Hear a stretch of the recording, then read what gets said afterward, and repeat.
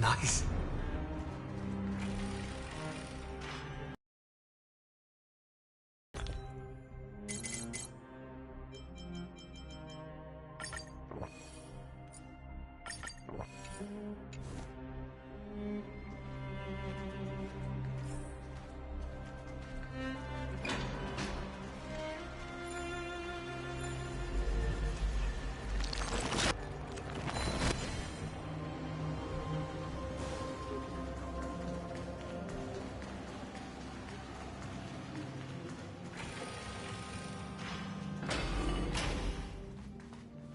Look, the scenery of the past has resurfaced.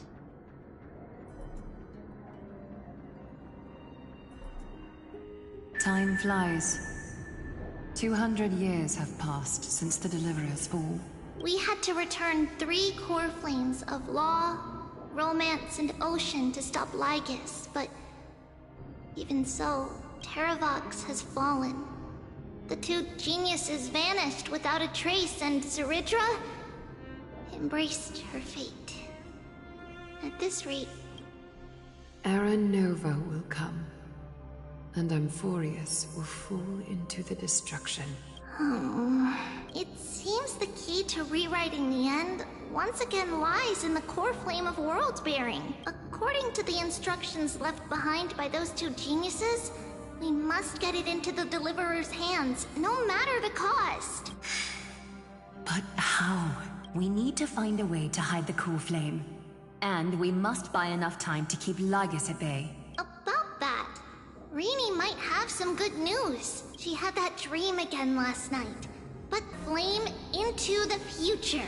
Is that a prophecy from Orynyx? She chose to side with humanity this time and hide one of her kin's core flame? It seems Amphorius' fate isn't sealed just yet. You're right. History has changed. Humans and Titans are both giving their all to keep this world going. Perhaps a relay across the ages is finally about to begin somewhere out there. Unfortunately, life will never go smoothly. Leiden's army is already at our gates, and their commander...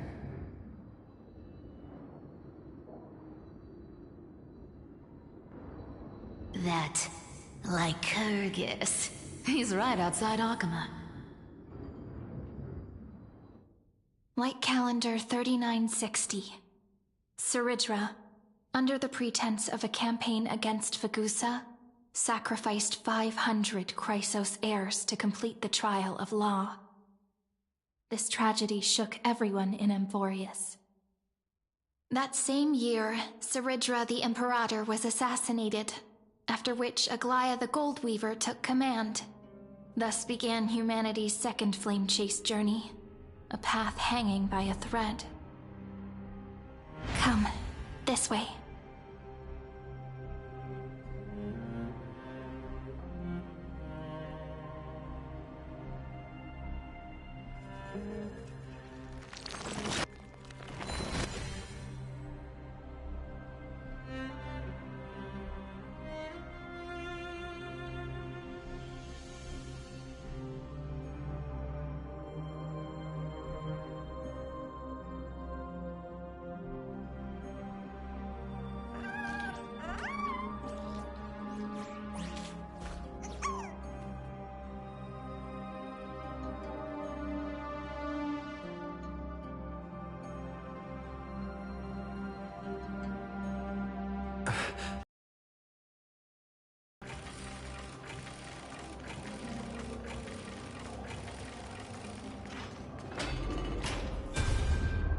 The eternal holy city?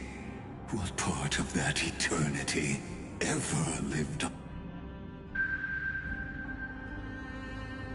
The Marmorial Palace lies in ruins. Countless mortals have perished because of your stubborn resistance. It's time you learned the cost of refusal. Now, answer my question again. Where is Kefali's core flame. Ground? From what I see, all you'll get is dust and disappointment. Don't forget, you can't kill the Chrysos as mentioned in the prophecy because of law. I have never denied that, which is why I now place my hope in the faithful citizens of Akama. Perhaps they'll give me what I seek in the echo of your screams. Now then, I'll be cutting open your chests and using your scalding golden blood to baptize the masses. Allow me, you, blind and foolish Lady Goldweaver. Leave this to me, Lady Aglaya. You must get away now. No, Holy Maiden. I'm the one who must stay. What? His conspiracy won't succeed. Because Romance is ready to make good on their promise to weave an indestructible armor for Amphorius. Its name is Solidarity. You must escape with your life and carry word of my death to those still fighting, then keep going with them. Just as the Imperator lit the torch of resistance with her death, my passing will make this flame everlasting. Take good care of it, guide it to the future, and place it into the hands of our deliverer. 50 years later, Lygus led his forces again to Akama. He charged directly into the Holy City, and history would name this battle the Third Siege of Akama. 90,000 brave souls gave their lives for Akama that day, including their fearless leader, Aglaya. Go forth, deliverer.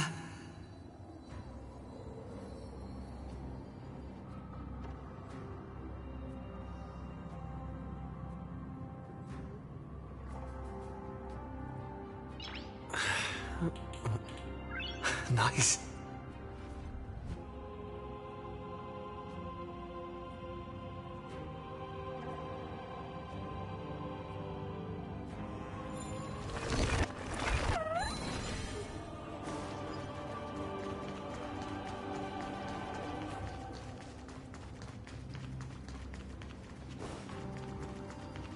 Go. When the frost melts and the snows give way, the flowers will bloom again. You'll find me there. So what you're saying is, Princess Homebuddy is never coming back, is she?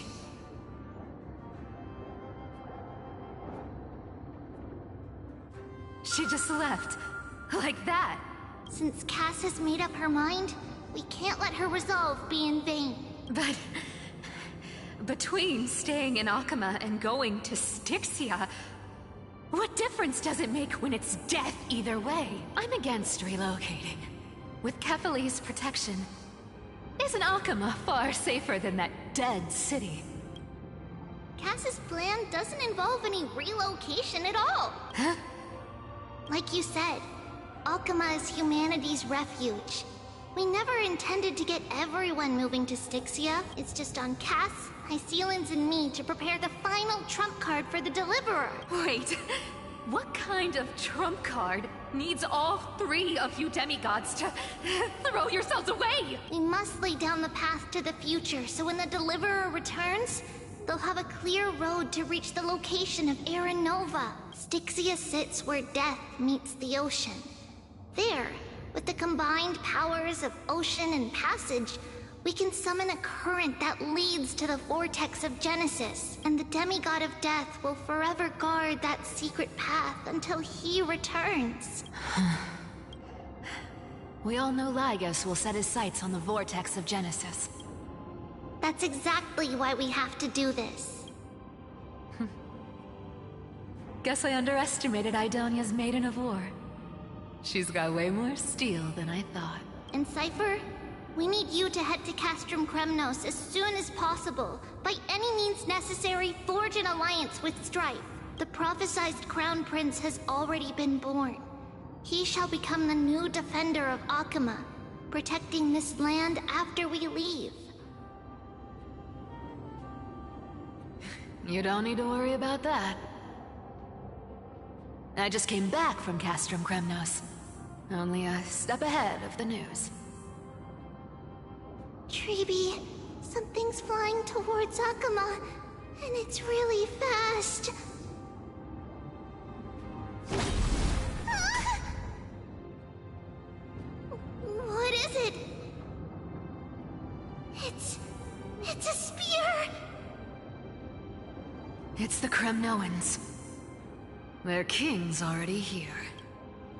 With the protection of the demigods Trebios and Cyphera, Akama endured wave after wave of warfare, though just barely. Castorus chose Styxia as the last resort, and completed the trial of death, causing the stagnant waters in the River of Souls to recede. Soon after, Trebios departed on a long journey. That same year, the Kremnoan king Euripon, along with his son, Prince Midamos, joined the alliance to... And see you tomorrow.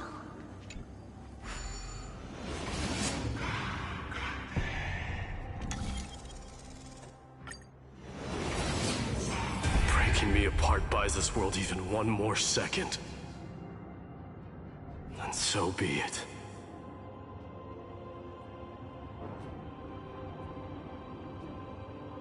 But it's gonna hurt a lot! Pain brings endless torment. But it can never destroy me. I believe that you were thinking the same thing when you stepped through the gate of infinity and jumped off that cliff. Can't argue with that. In the current situation, this is the only path Akama has left. 5 pieces. Forge me an immortal vessel. Let the blade of strife hang forever overhead. Locked in battle with their enemies to the world's bitter end. There's no need to be sad, Lady Trebios. Haven't we already taken great strides towards that promise tomorrow? In this life, my people no longer have to drown in false guidance. Kremnos has washed the blood off its fate. Emphorius no longer needs a god named Strife. So let me shatter the former laws and turn the Lance of Fury back into a weapon that protects the world. We... understand. By the way, can you do me another favor? The 7 sages from Grove of Epiphany are already en route. They'll arrive in waves to join the Resistance in a couple of days. Among them is a scholar named Anaxagoras. He has extraordinary insight and fears no sacrifice. This soul-rending ceremony wasn't just my decision. It was his counsel. His wisdom will surely be the backbone of Amphoria's survival. Watch over him. Carry on this everlasting flame for me. Through Anaxagoras' ritual, the demigod of strife split his soul into 5. Courage, honor, tenacity, sacrifice, and reason. Each sealed in blood crystal and cast into battle. The people held a 10-day funeral to mourn their fallen god king. And through his sacrifice, humanity was granted 200 years of peace.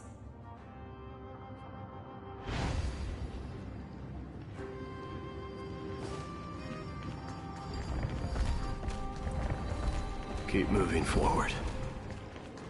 My blood will pave the road ahead for you.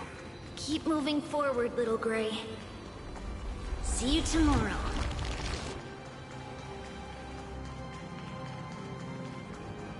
That seamstress wasn't wrong when she said a lie needs more lies to keep it together.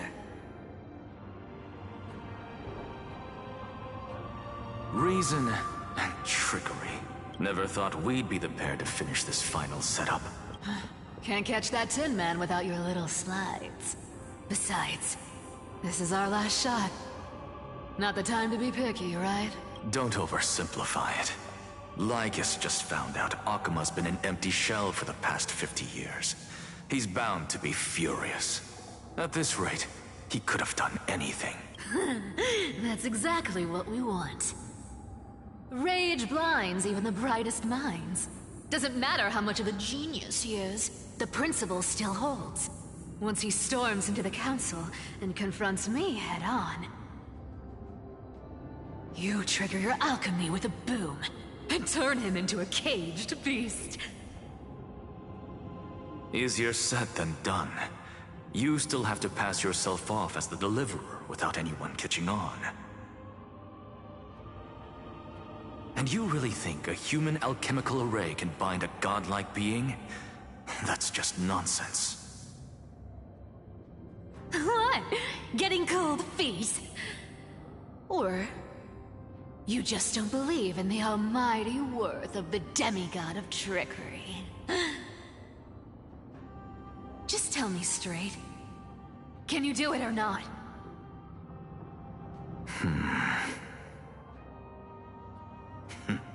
Of course I can. And it'll be child's play. But I've got two conditions. Since this is the final act, if we're doing it, we go all in. No half measures. Oh, I'm listening. First, shift the battlefield to the vortex of Genesis. It would be more convincing if the deliverer were to appear there.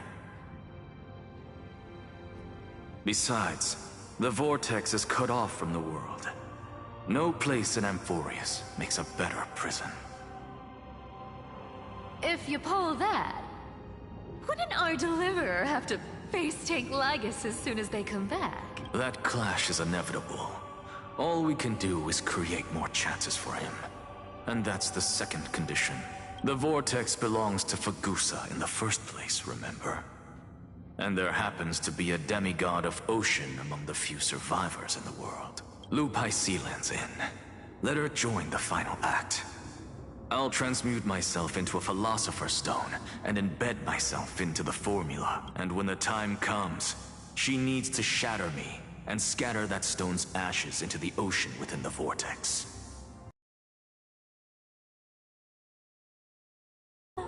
I guess people weren't wrong when they said you're insane, Grove Boy. I've got no idea how to outwit a reclusive genius. But making an anti-Cathiran suffer? The demigod of reason has 10,000 ways to do just that.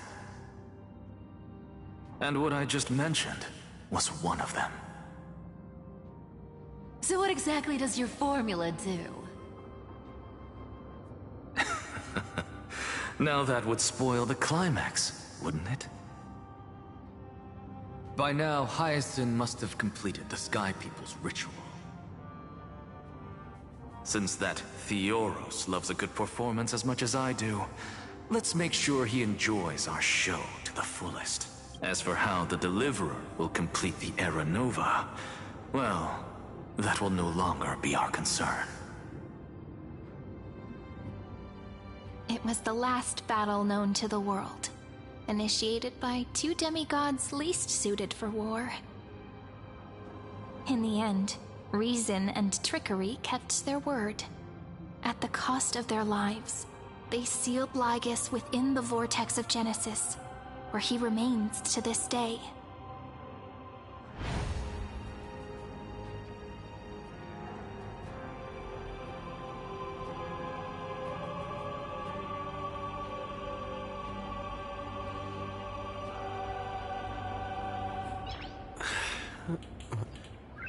Nice.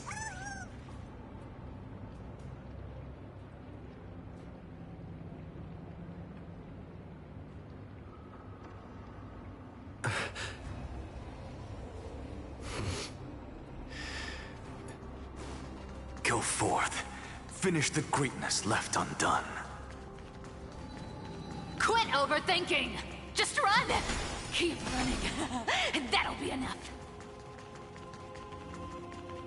Irie? It's dead quiet here. Akuma will stand eternal. Miss Cypher's lie has crumbled after all.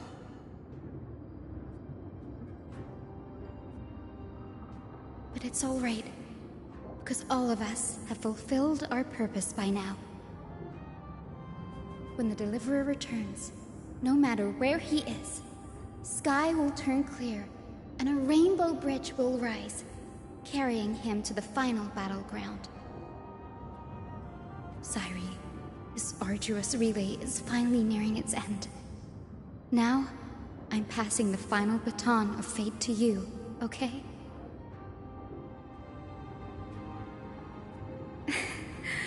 No, that's not quite right.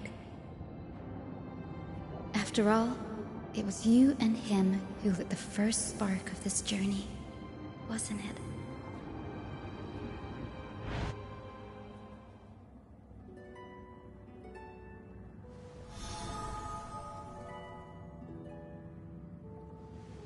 I'll tell you the story of this 1,000-year journey.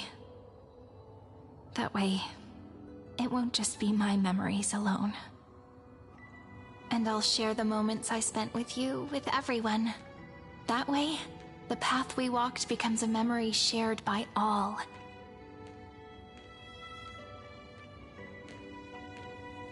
People will know that there's nothing left to chase.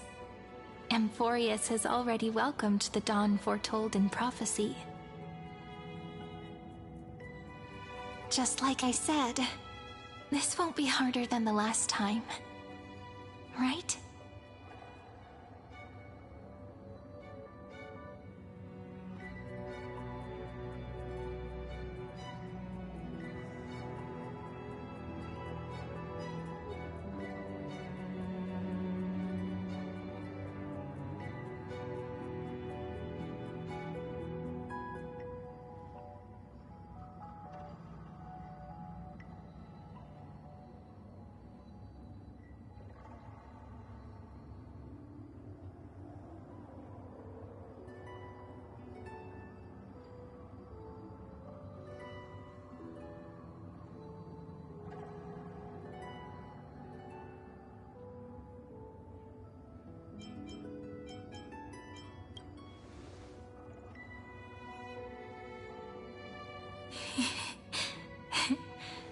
I wonder what kind of expression you're wearing right now. Probably the same as always. Calm, resolute, and brimming with confidence. If I have the chance, I'd love to see it again. Because it's really been far too long since we parted.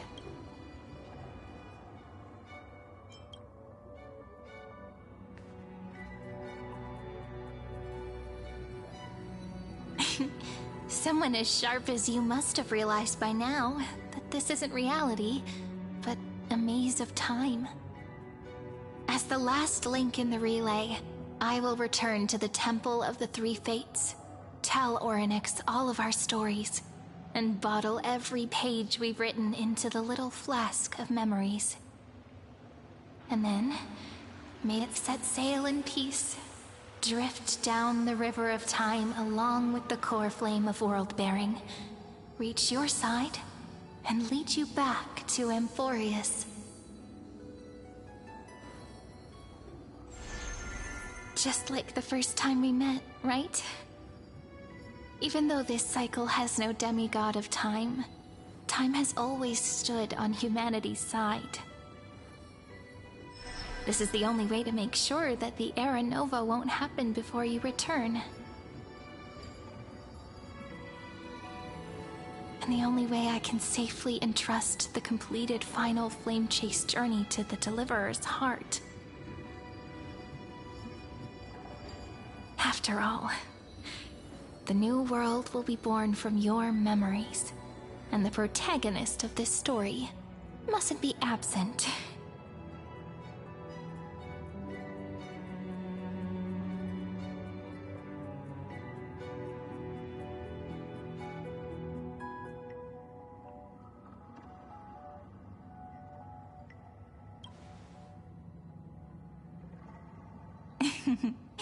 I believe you will never let us down, just like always. Do you remember when Finan sent us back to the beginning? When you and I got separated? But in the end, I returned to you, carrying all that we've been through. That's what memory is. It may wear down and fade in the river of time, but it never truly leaves. When that hidden corner of the heart is stirred, the past returns even more beautiful than before. So don't worry. Let the 33,550,337th Flame Chase journey become part of you too. I've gotten a lot better at it with the experience from the last time. Next, you will head to Styxia and find the Vortex's entrance guarded by the demigod of Ocean, before charging toward the final battlefield.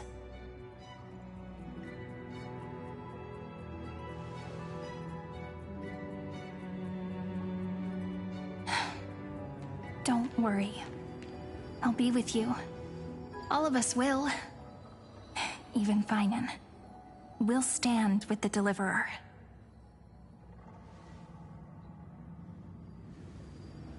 So say a short goodbye, then set off, just like we promised at the start. Toss away all unnecessary worries and troubles, and bring our smiles and determination into tomorrow.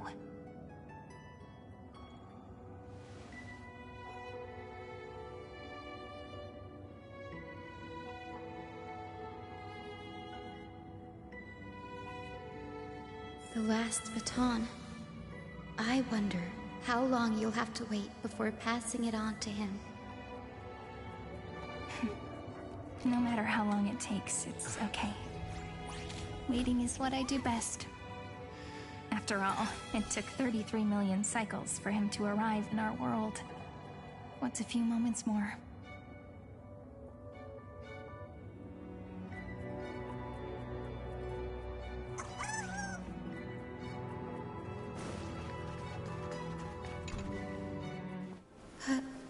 Sairi, what if you wait and wait, but that hero never arrives? That won't happen. Because I know that no matter how long it takes, he'll definitely return to this place. We can't let him down.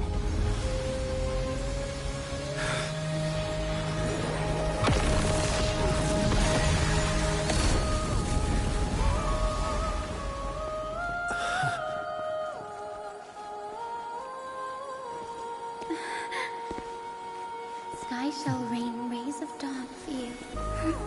May romance be with you on your journey. And reason grant you enlightenment. Let strife bestow you with inspiration. Trickery ensure your success.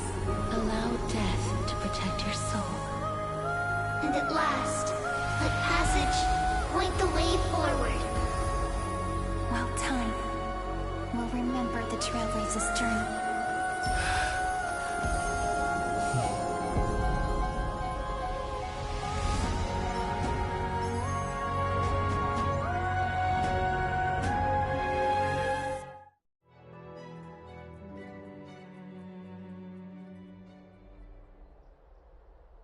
Is this Styxia? What happened to this place? I need to find the entrance to the vortex, guarded by the demigod of Ocean. High Sealance. Is she still there? Long time no see, Trailblazer. Generation after generation of Chrysos heir heroes have tried to defy fate with their blood and tears, either voluntarily shattering their souls or waiting in eternal solitude. But alas, fate can never be defeated.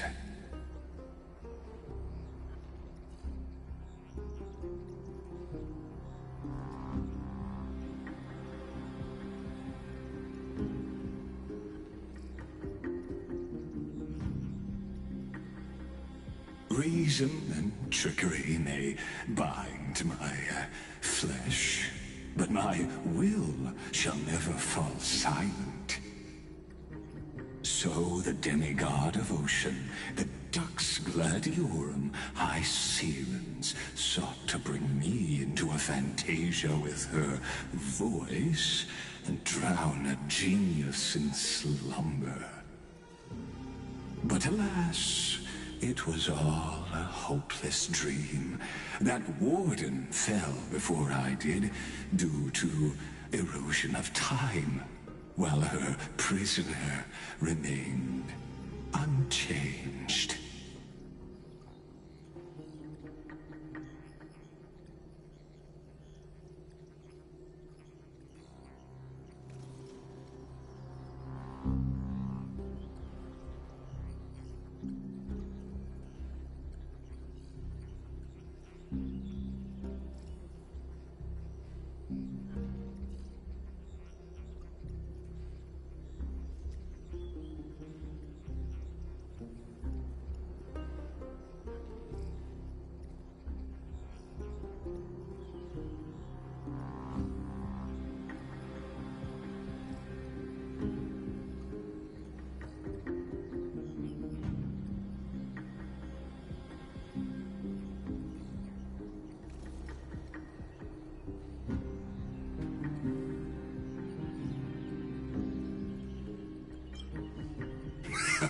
True. I can't leave this place, but what of it? You should have heard of this fable. In a shadowed cave lived a people, imprisoned from childhood, and chained so that their legs and necks are fixed, forcing them not to look around at the cave, each other, or themselves. Behind them is a fire, and before them loomed the stone wall of the cave. The flames cast shadows, while the rocky surface threw back echoes. To them, that false play is the whole world. Yes, I'm trapped in the cave, but I know it's all just a fleeting illusion. I don't struggle in dreams. I wait. And now, my deliverer has come to defeat me and save this world that never owed you anything. Oh, you'll need to awaken the singer here and unseal the prison called Vortex of Genesis. You'll be the one to unshackle me and bring the cave crashing down. Of course, I don't mind waiting a little longer. Let me guide you through this next illusion. One last memory from that prison warden. I hope you'll watch the stories of this fantasia closely. Logically, the Deliverer must see the world for what it truly is. Emotionally, this memory captures the fate of everyone in Amphorius better than anything else. Only by feeling it for yourself can you understand my point of view. The meaning of destruction.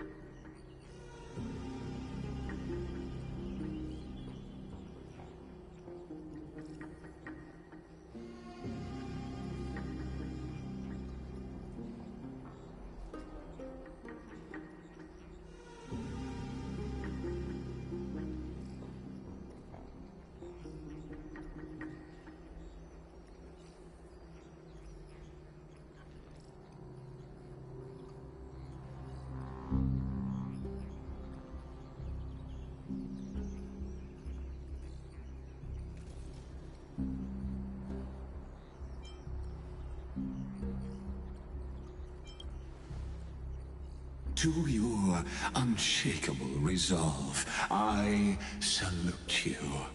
But before we step onto the final stage, let me ask you this. In the spirit of that fable I told you just now, can the prisoners in the cave learn to see the shadows and echoes for what they are, and stop mistaking them for reality?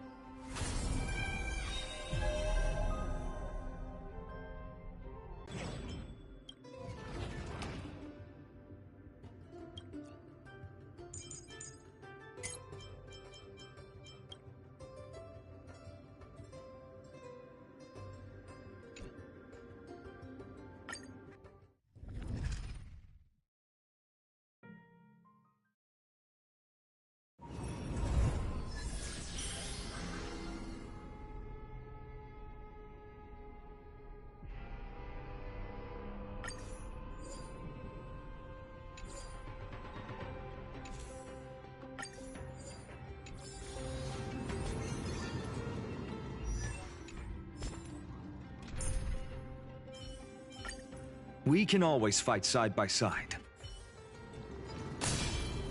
Light up the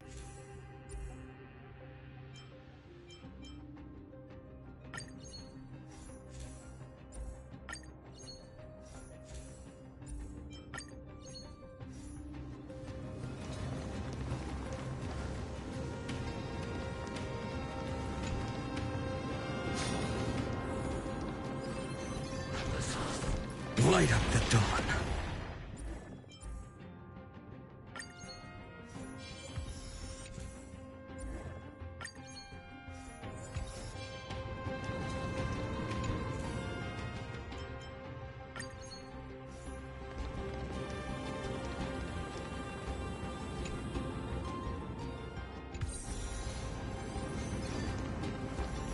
Light up the dawn.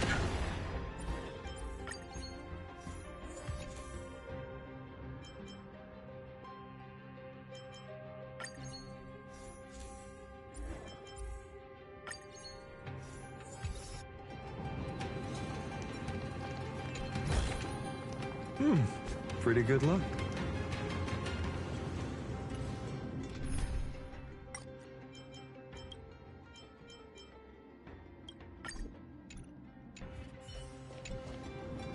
That one doesn't look too friendly.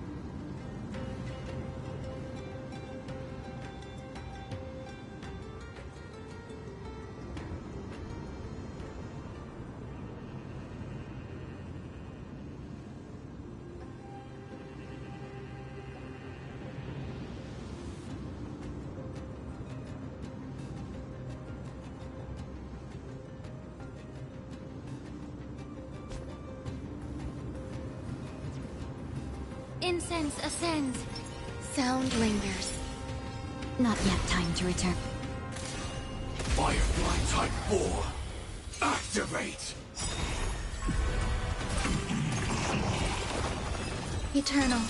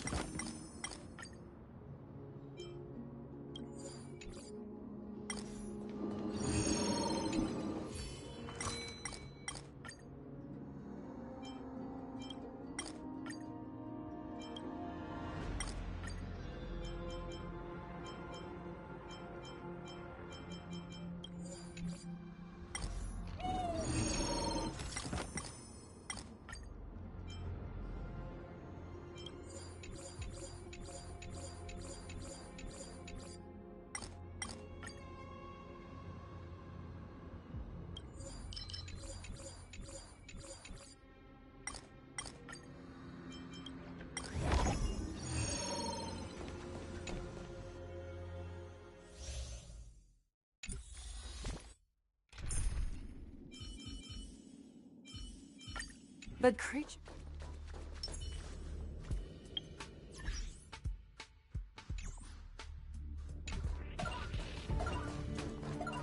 Let's say something.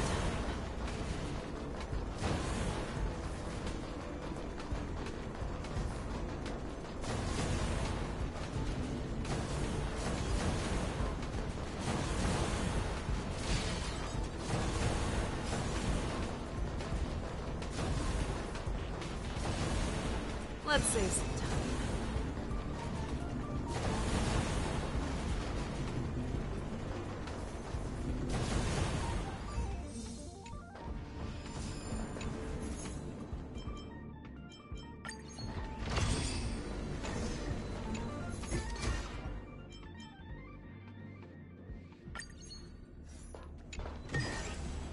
Ooh, nice. But surely there's something.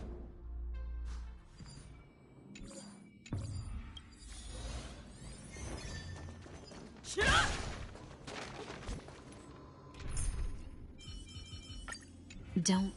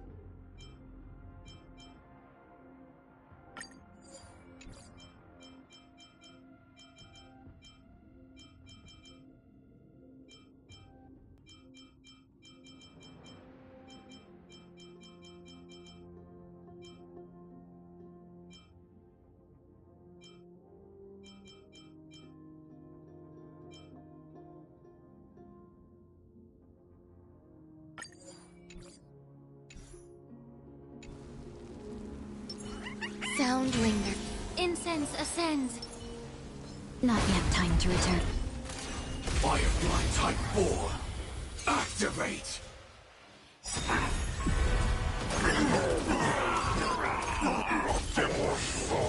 Existence is unity.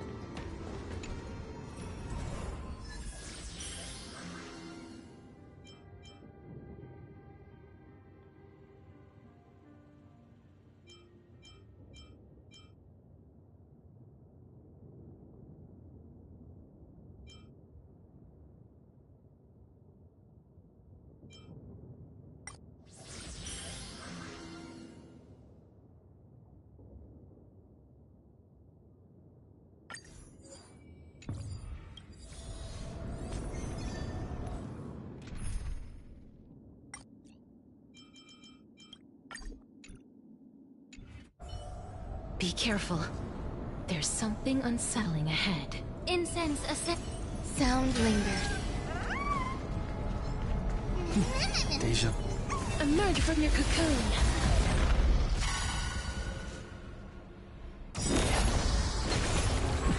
Eternal.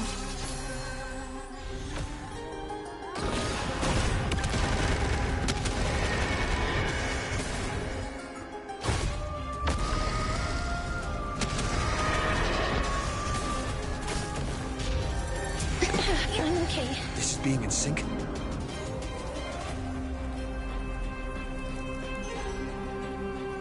Trust me. We can do anything! The truth. Everything in this world is bleeding. Every petal, all will be swept away by the wind.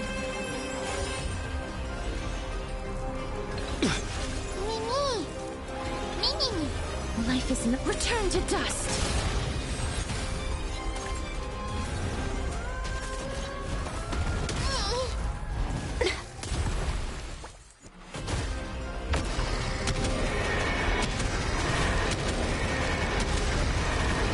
May death protect us!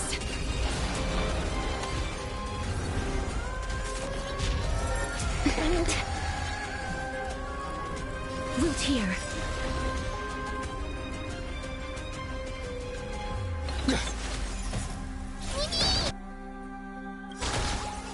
Embrace a new life.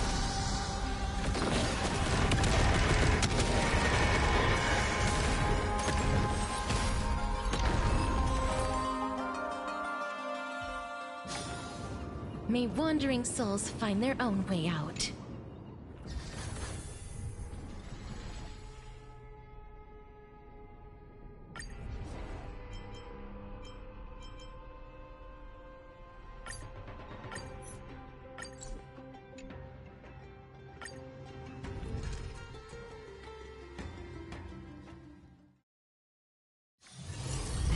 haven of memories.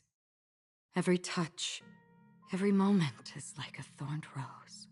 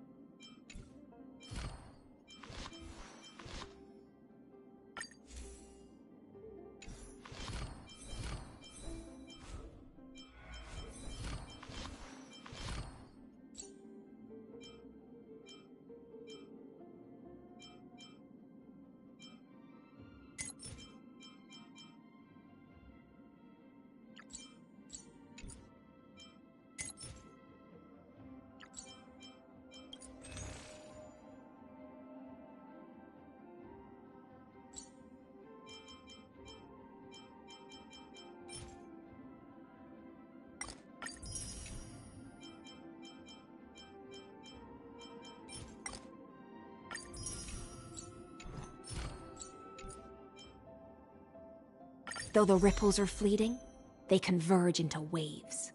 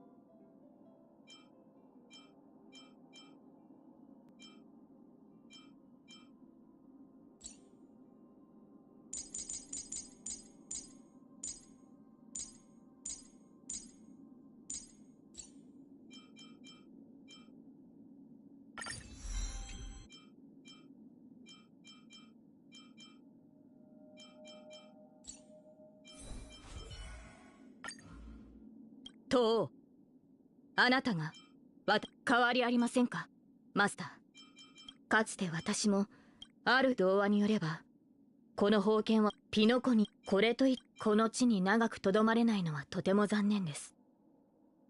もしどんな世界王たる者サーバントはあの赤い街灯をまとったアーチャー、彼は優れた戦士ですが、これまでも復讐の念に駆られて生きる人を自ら危険を求める者は、見た目は儚げな歌姫のようですが、運命は彼女の名と栄誉を奪いましたが、彼女は紛れもなく長い年月を生き続けた者は騎士の誓い、必ずこれまでの試練や政権の担い手としサーバントにとってご安心よ。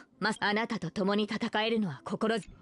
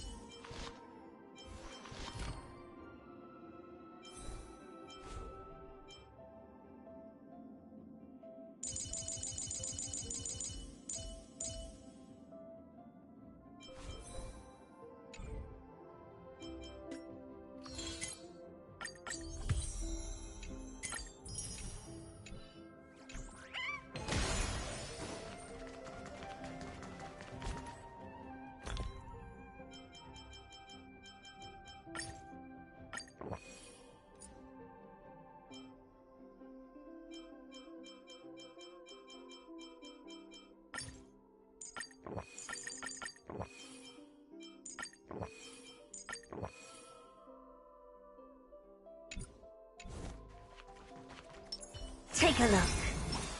Incense ascends.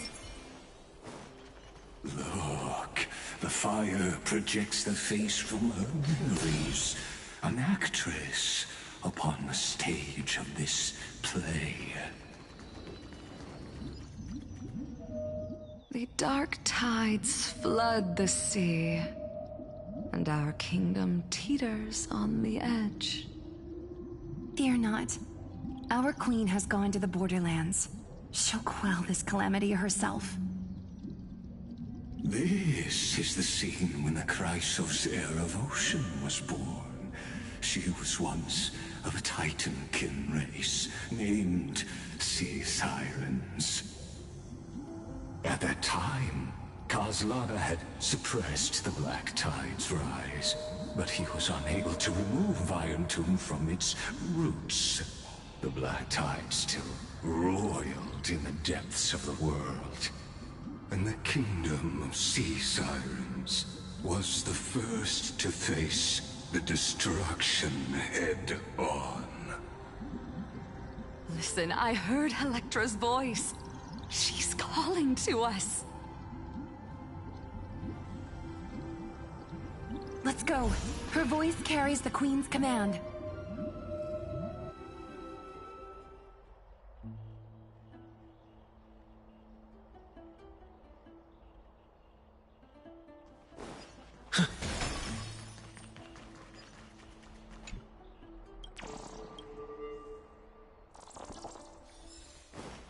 To keep the Black Tide from threatening the ocean, the Queen gave her all, body and soul.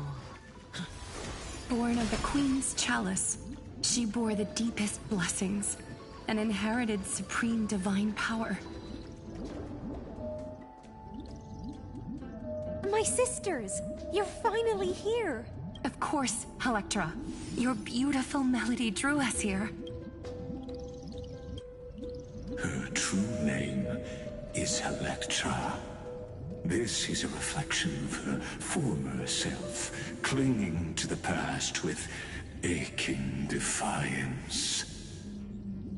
The Queen summons us. She must be near exhaustion. The Black Tide will soon enter our borders. Then what do we do? Will our seas fall to darkness and terror as well? Don't worry. We shall lift the chalice in her stead to catch the Black Tide, and stand together to safeguard our realm and its people. Such tiny Titankins, thinking they can stop the tide of truth. How naive.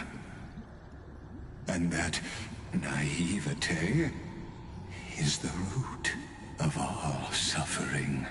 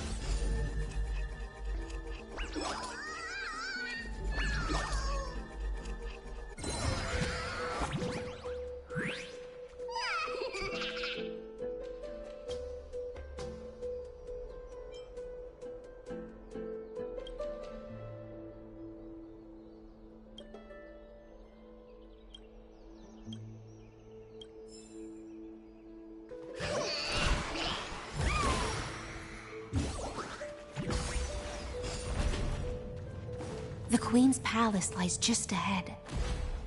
Even her once graceful form is now tainted and drowned in dirty mire.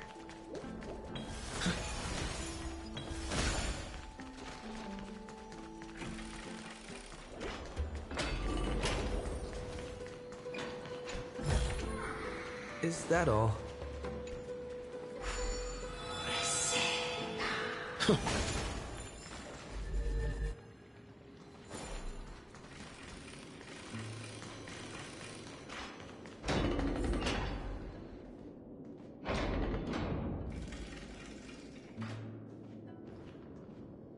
Oh, Fagusa, our noble queen.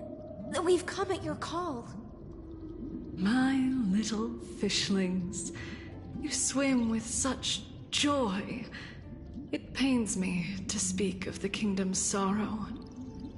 I once believed I could drink the black tide dry, but even the deepest chalice must one day overflow, and I can hold no more of this filth. Mother, worry not. We're all children of the sea. Let us bear your fate together. We'll take up your mantle and drive back the black currents. We'll mend your sacred chalice and take in the cursed filth. My little fishlings, when the spear of strife falls, you may retreat in peace. I promise you, on the surface, the city-states will hold a feast without end in your honor. This is the last gift I can give you.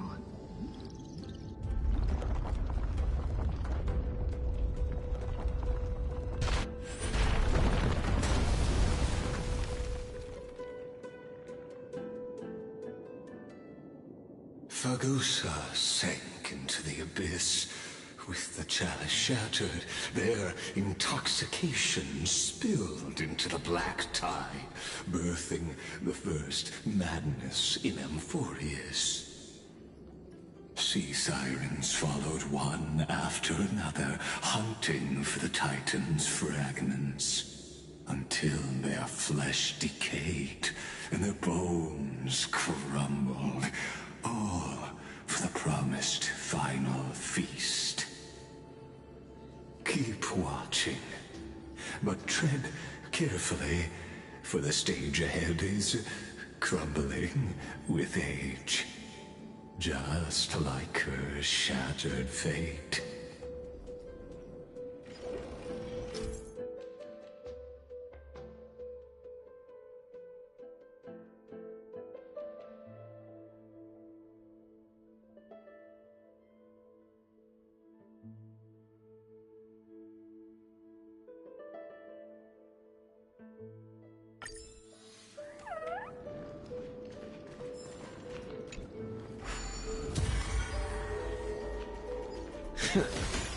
Clinging to the past only blocks the road forward.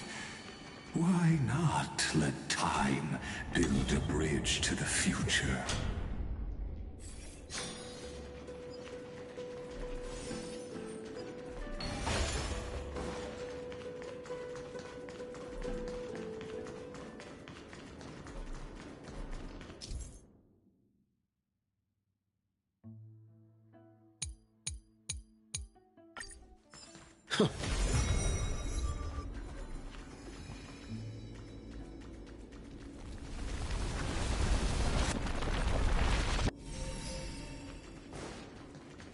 Your wisdom far surpasses even the bounds of reason's model.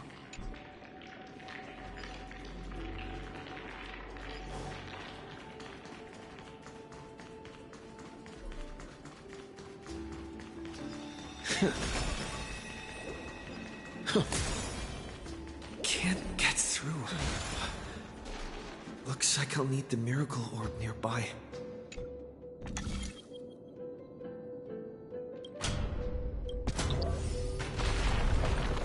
The ending was written long ago. Even you cannot rewrite it.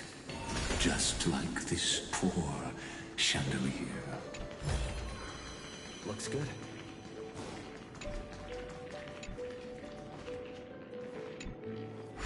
Electra! The fiends have gnawed my tail. I can no longer swim to the far seas. Electra! The black sludge has soaked my fins! I can't dance with you anymore! Sisters, don't give up. Remember the Queen's promise of a feast in the city called Styxia. I haven't forgotten. It visits me in dreams every night. I dreamed of a shining city, its lights piercing the deep gloom of the seabed. I dreamed of children placing garlands on our bone horns, and poets praising the sea sirens for shielding the world. But what a shame. We can go no further. Please, sing to the humans for us. Sing of the deep sea's legend in our place. Feast from Electra.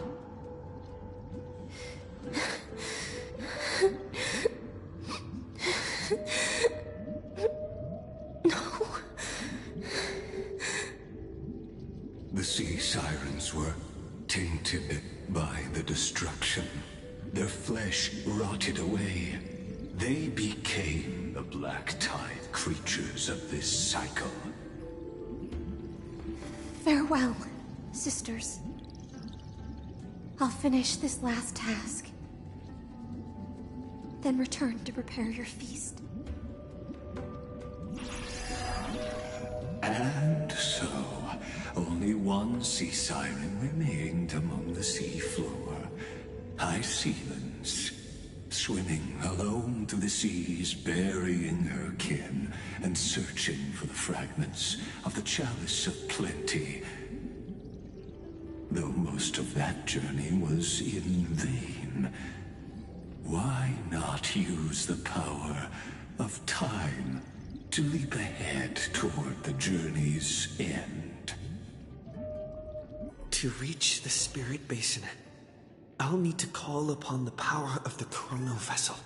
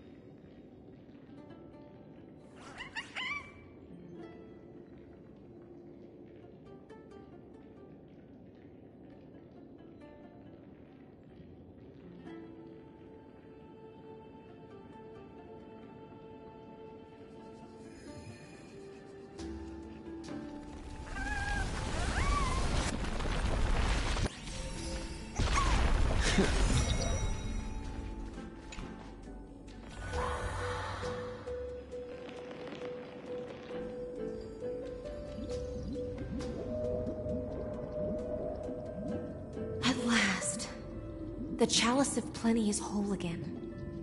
The Lance of Fury emerges from the River of Souls, and the gods reclaim their duty to hold back the Black Tide. I am freed from endless toil, and now walk toward the rites at Styxia. I bore my sister's dreams upon my back, took on a graceful human form, and hoped to find a grand celebration on the shore. My fins became legs, my scales became skin, and the sea foam on my body became a shimmering gown. But when I stepped onto land, there were no festivals with honey brew, nor poets plucking harps. Only silent death, drifting gently along the River of Souls. When she fulfilled her wish, she only found Styxia to have already repeated the mistakes of previous cycles, and was swallowed by death. Hopes and promises are nothing but the foam of dreams. I am a sea siren, a vessel born to contain the tides. Now that my task is done, and the promise is broken, how am I to go on in a world drowned in shadow? Fagusa, my noble queen. She evaded my questions with drunken stupor. She told me a grand feast awaited me in the surface world. So I wandered lost, groping through the dark. The feast she spoke of. Where is it? Lonely Blade, I shall grant you everything you seek.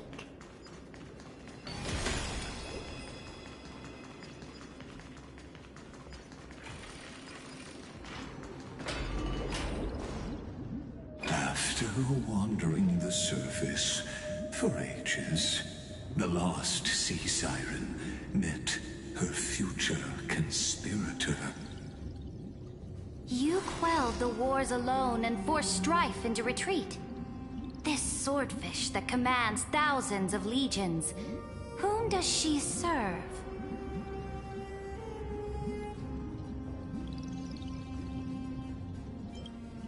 Yes, Ceridra, long before she became the Imperator, was already burning with ambition. Sovereign who follows prophecy. I am no one's sword. I am just a wandering fish, seeking clarity through bloodshed. Then how about letting the sword dance for me? And letting the violin sing in my name? Tell me, what is it you seek? All I want is a feast where I might belong. Such a demand is trivial with the Sovereign's authority. I'll grant you a banquet worthy of conquest and comrades to toast beside you. But Knight, you must offer me your heart. My heart? Yes, a loyal heart that will generate no betrayal. You were deceived by gods and drowned in the ocean's darkness.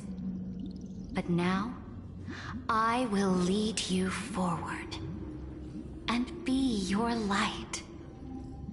So be it, noble monarch. The law you proclaim shall govern my every breath. So be it, noble monarch.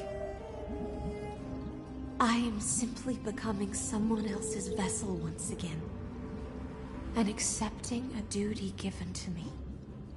And thus, in her hollow drift, she finally found a new purpose.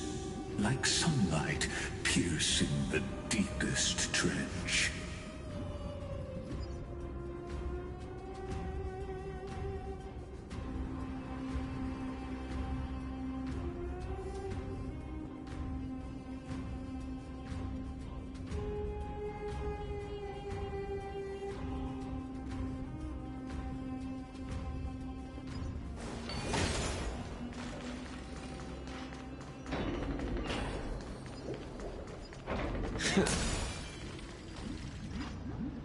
Noble monarch, I've cleansed the foulness from the road as you commanded.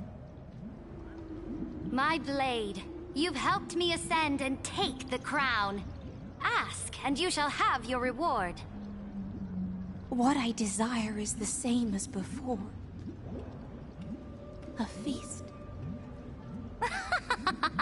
Look, I've prepared you a grand banquet. The finest honey brew and tributes await.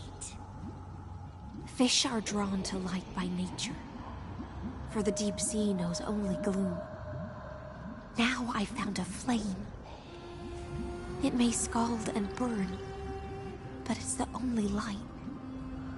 Come, let us join the feast. Perhaps the path forward lies hidden among the revelry.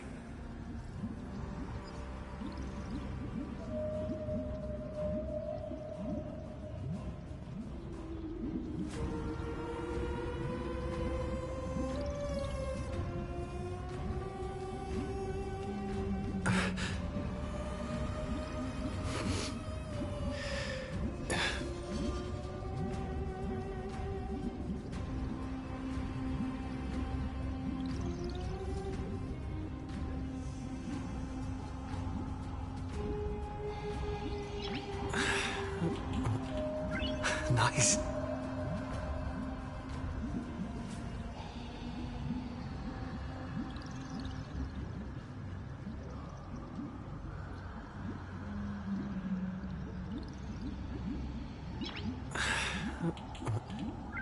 Nice.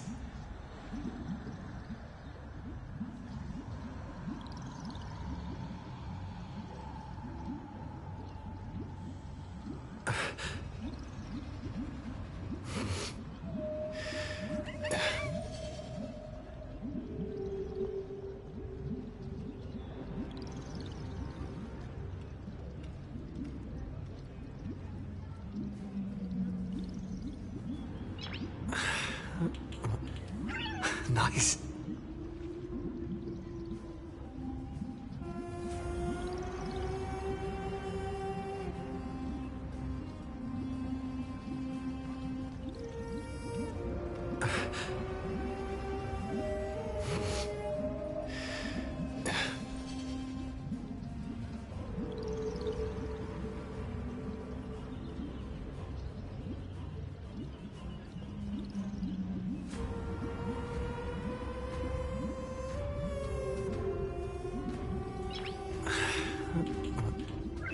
Nice.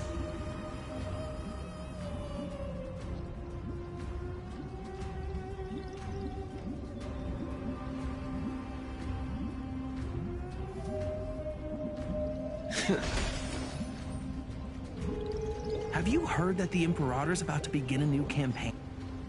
My faithful subjects, tonight's feast is not just for the past. It's a toast to the future! Born from our golden blood is an unstoppable colossus. Our iron beast to trample the universe! Great monarch. I've heard the universe teems with great threats. Can we truly remain invincible? Fear not. Before the troops of the destruction, such rabble is no more than cosmic dust. Surely there's a planet draped in oceans out there in the stars. Once I claim it, it shall be yours to rule. And to the rest, your triumphs will not go unrewarded. I promise you a new age, free of fear. Now, raise your cups to our conquest among the sea sea of stars! Conquest among the sea of stars. What a grand vision. Yet, to the Siren Knight, only feasts still stir her heart. Come now, join me. Witness the end of this futile dream. Where's the way out of this illusion? Come quick! Let's celebrate together! I've saved the finest brew! Come taste it with me!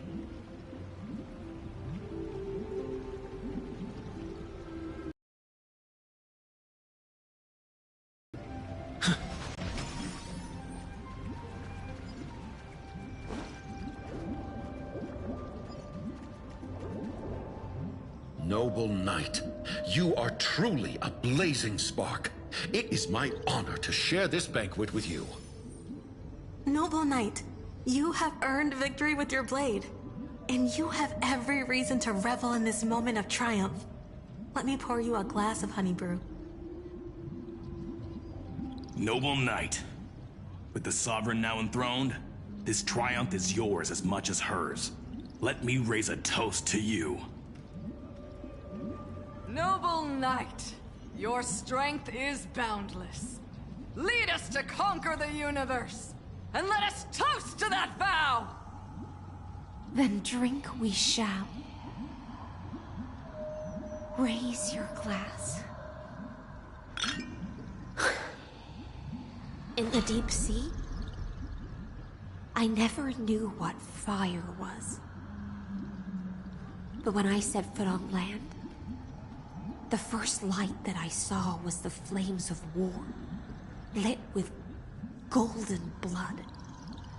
It scorched my fins, made me feel pain and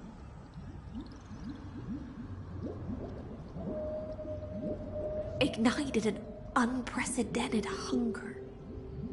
A hunger that flickers in every hero's heart. So bright, yet so blinding. Look! The monarch herself has taken her seat! Hear that? The court sings her praises! Come! Join us and praise her glory!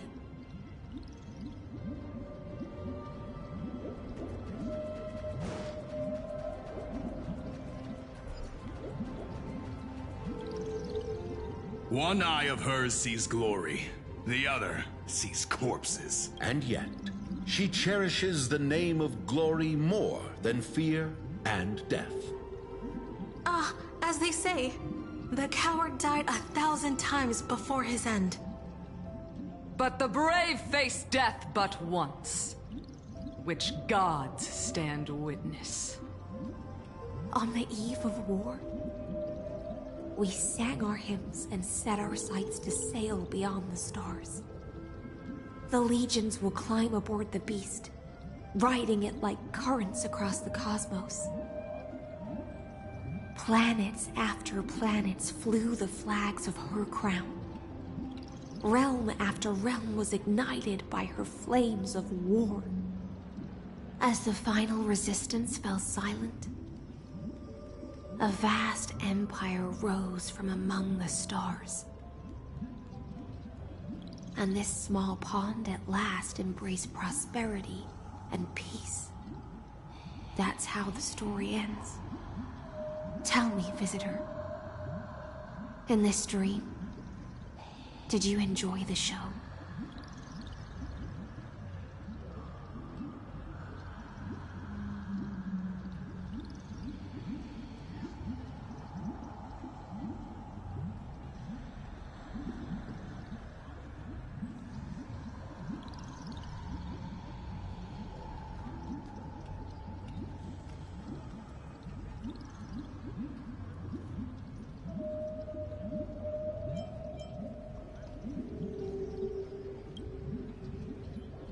After all, beneath that still surface lie the bones of countless dead. It's time for me to wake up from this drunken dream.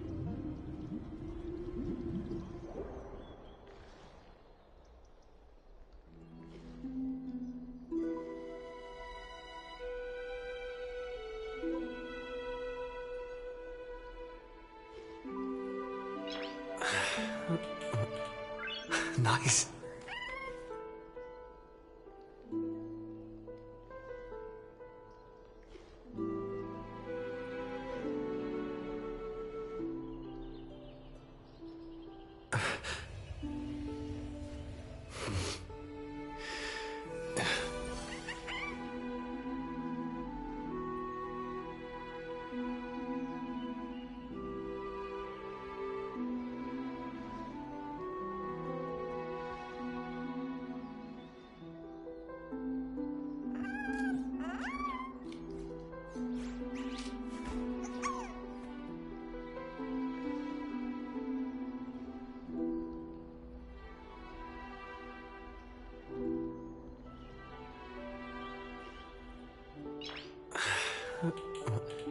Nice.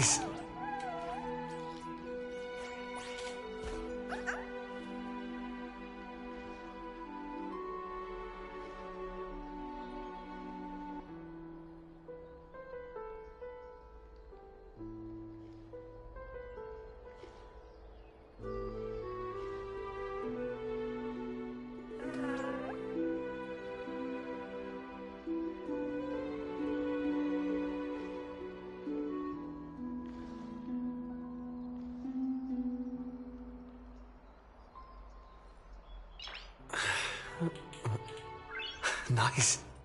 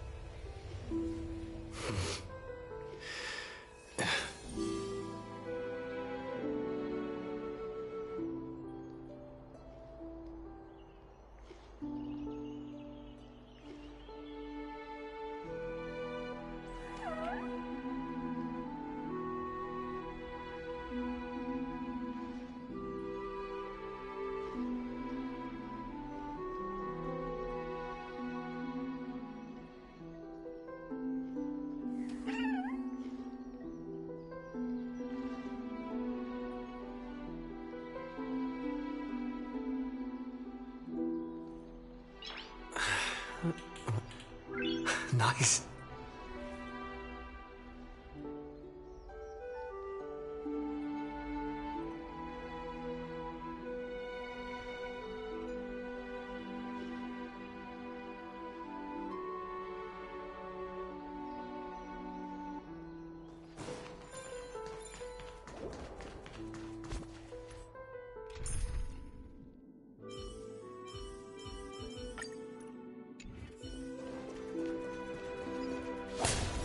Stream 4.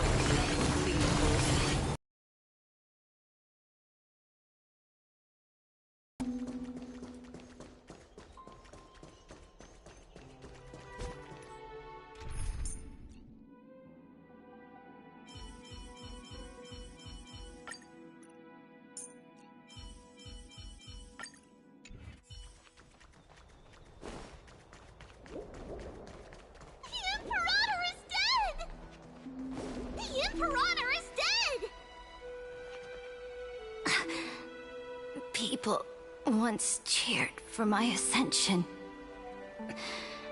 And now I cannot reach.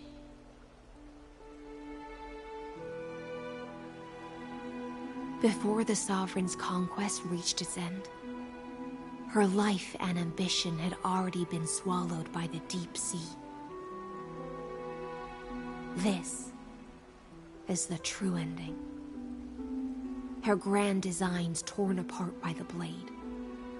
Her regal robes soaked in golden blood. And the one who struck her down The one who struck her down was her most loyal Gladius.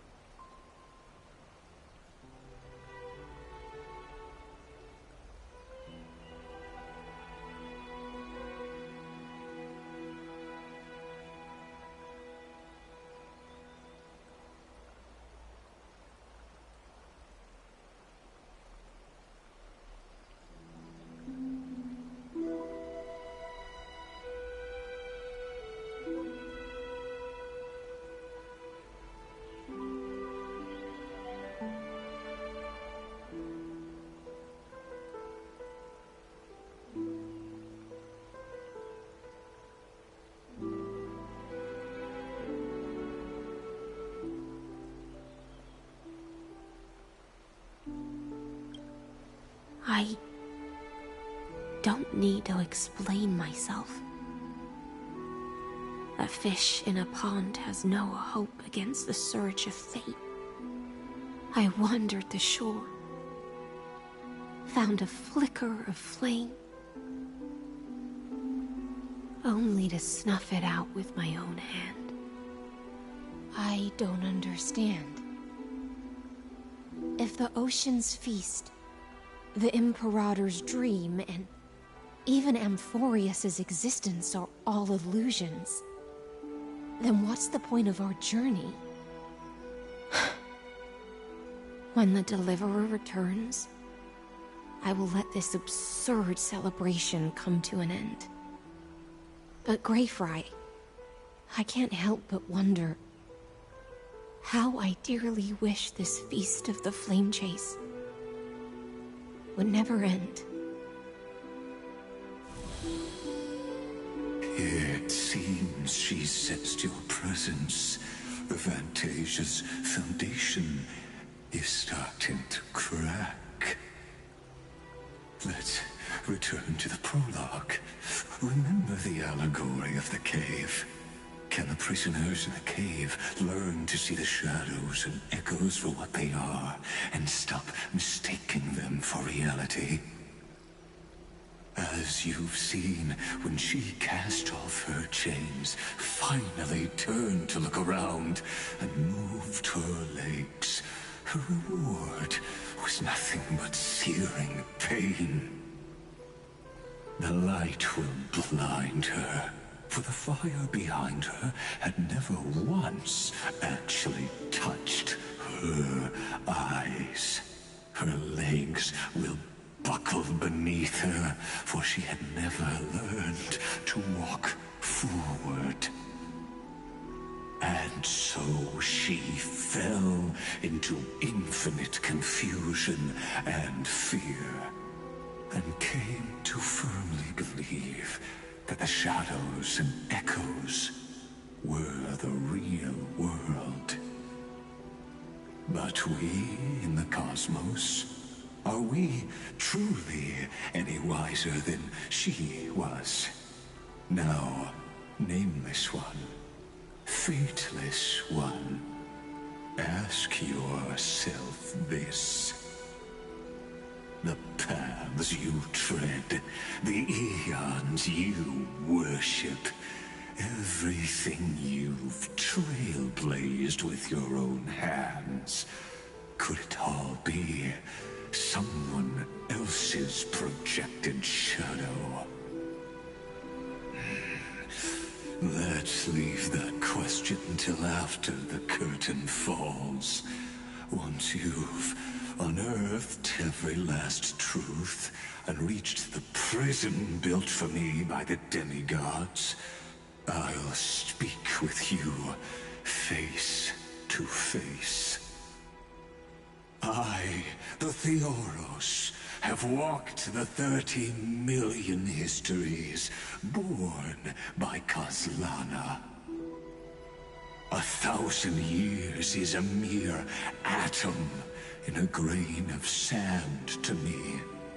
Amphorius, compared to the cosmos, is but that grain upon a whole beach. I swore to bring an end to the erudition.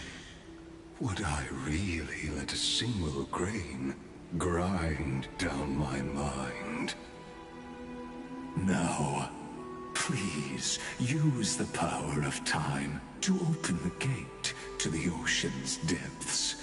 Go, find the prison warden tormented by loyalty. Find her, step into the world's vortex, and once there, end everything between us. That palace reflects the heart of the demigod of ocean, intoxicated, stagnant. There, you'll witness the true beginning of the saga of deliverance. An ugly history, long buried by tides and shame. A staircase of apotheosis that the Imperator forged with the golden blood of 500 human sacrifices under the pretense of conquest. I'll wait for you at the heart of the world, but to reach the place, you must find the prison warden, lost in her stupor.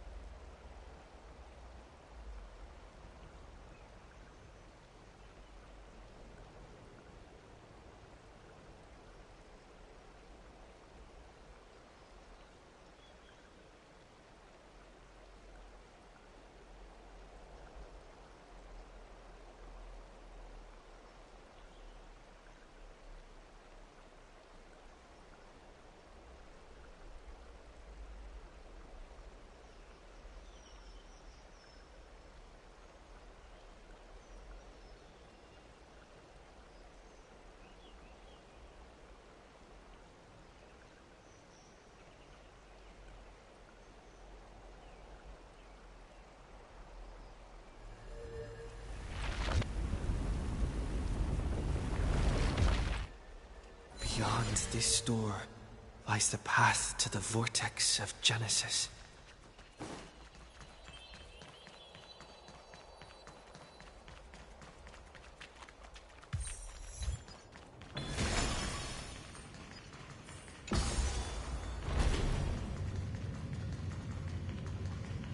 Now, step away from this false banquet. And then onto that bloody stage.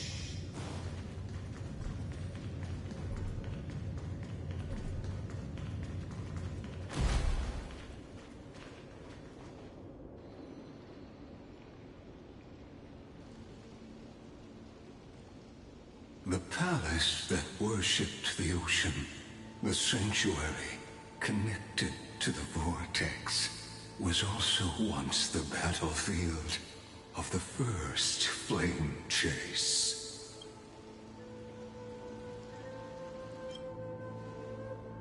Her exuberant song halted the passage of time in this place, imprisoning my body and shielding my soul from deterioration. All just to await your return. The twisted time and space reflect her confusion.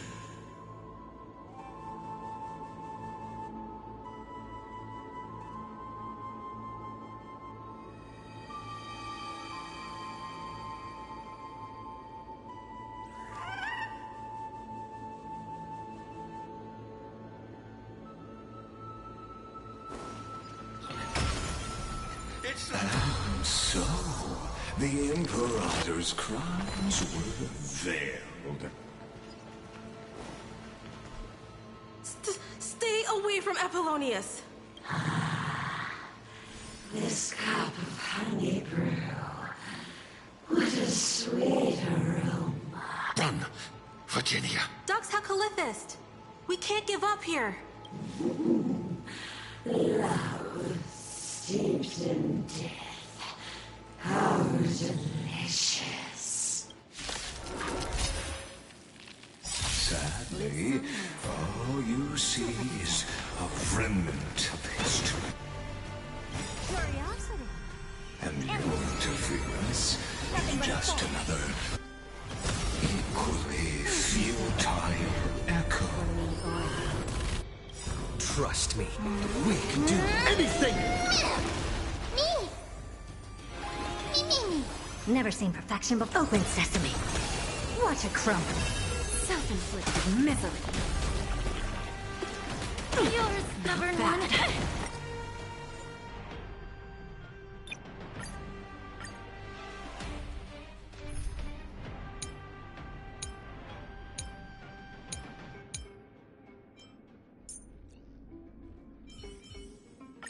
Please keep going. Melodies played on your golden threads are particularly moving.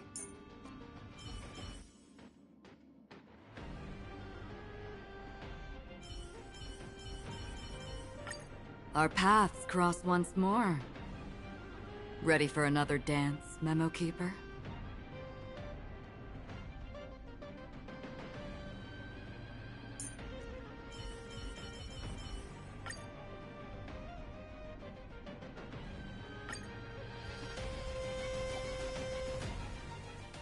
Sadly, all you see is a remnant of history. And your interference is just another equally futile echo. Destiny is apparent. Ill fate descends. Stand still.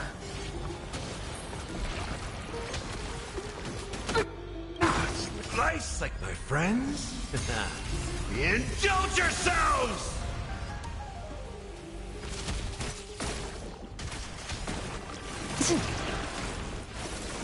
I got confidence.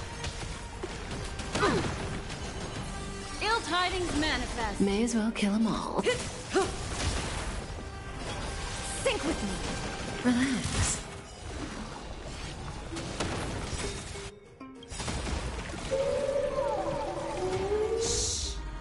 stay in the Abyss's revel, your cries rise.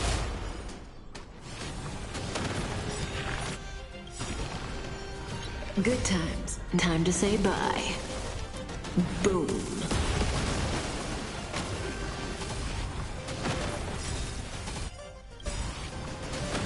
Memories beneath the waters lies an endless abyss. Stand still.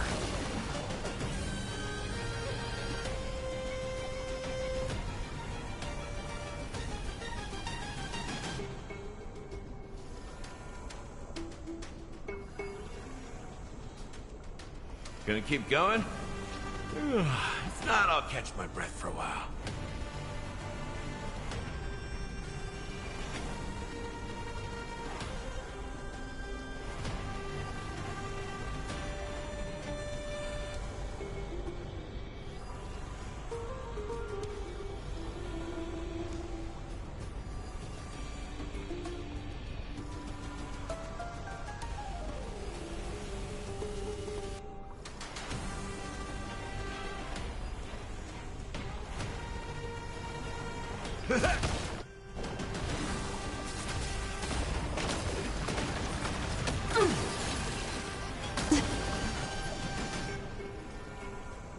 Ill fate descends.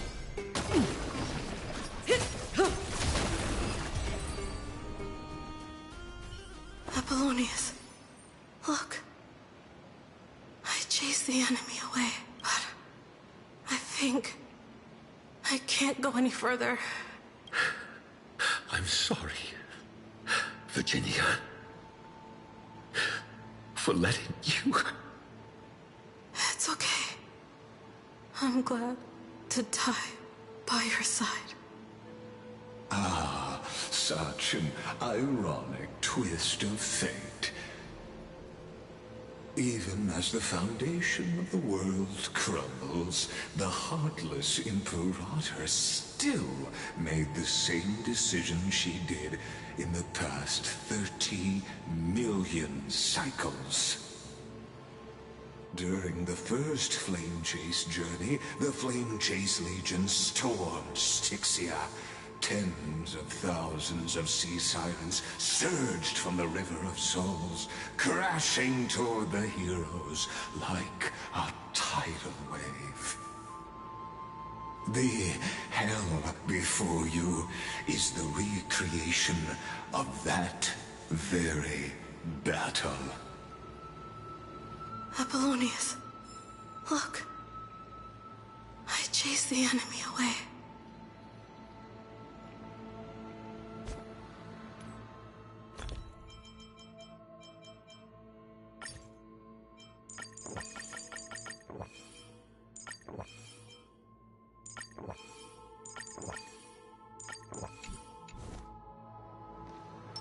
Make a wish.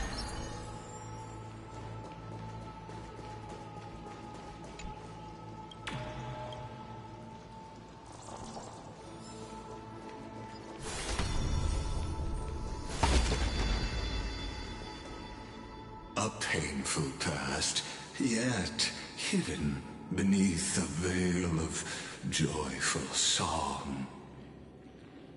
Ah, two discarded data clusters waiting for someone's return, it seems. Relive the history, then pass through the temple's waters and come to my side.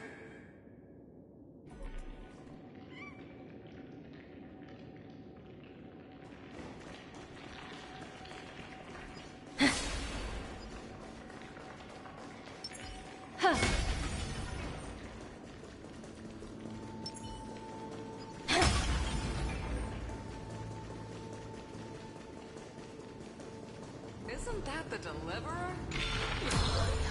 What a wretched way to die. The Flame Chase army, devoured by warbling fish, never saw it coming. Look, the cruel Imperator and her Knight Commander, the Pitiful Warden. What a perfectly matched duo of test subjects. Their hands drip with blood. Golden blood.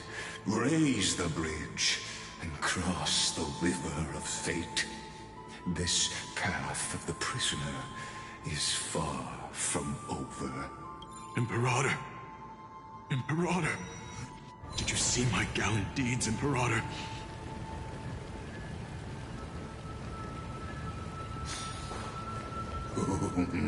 A sovereign and the sword at her side. Imperator, why did you... You're here, Dux Gladiorum. You ordered me to seal the sea route and handle threats from the rear, so why didn't you wait for me to return? Why send the Vanguard ahead and let them die in vain? Die in vain? No, you're wrong. Their golden blood won't be spilled for nothing. The other dukes have paved the road for me to become the god of law. The trial of law? You never spoke of this to anyone. What is... The one who wishes to bear law must purge this world of its curse, and offer the blood of the accursed as sacrifice. I pondered long on what Talantin meant by blood of the accursed. Then, I found the answer. You, I, and every Chrysos heir summoned by the prophecy are the accursed ones. Just like that arrogant Theoros said, our golden blood is the agent of destruction, the antithesis of the world's fate. Dux Frigoris, Dux Brumalis, Dux Helcalethist. Their fate was sealed at that moment. Dying on a glorious campaign was the final gift I could give them. You speak as if they didn't die because of your cold-blooded schemes. Was their loyalty meaningless to you? Losses are a constant on the Flame Chase journey, among which even life itself holds little value. If a subject marches to war without that conviction, then yes, as you said, shallow loyalty means nothing. And what about my loyalty, Ceridra? You sent me away under the pretense of guarding the rear. Was there any shred of humanity left in you? Because you still have a duty no one else can bear. Only you can uphold Fagoos's divine authority. The choice is yours now. Cast off the chains of loyalty and drive those blades through my heart. Or stand with me and sever the ocean's last breath. If you no longer share my vision or believe in the new law I seek to weave for Amphorius, then go on and end me. The Imperator of Amphorius may be ruthless and cruel, but never a liar. When I say life itself holds little value, know this. I am ready to sacrifice everything for the ambition to conquer the Sea of Stars. Now you've seen it. The brutal Imperator was willing to spill the blood of 500 heroes to complete the trial of law. As for my poor Warden, her suffering had only just begun.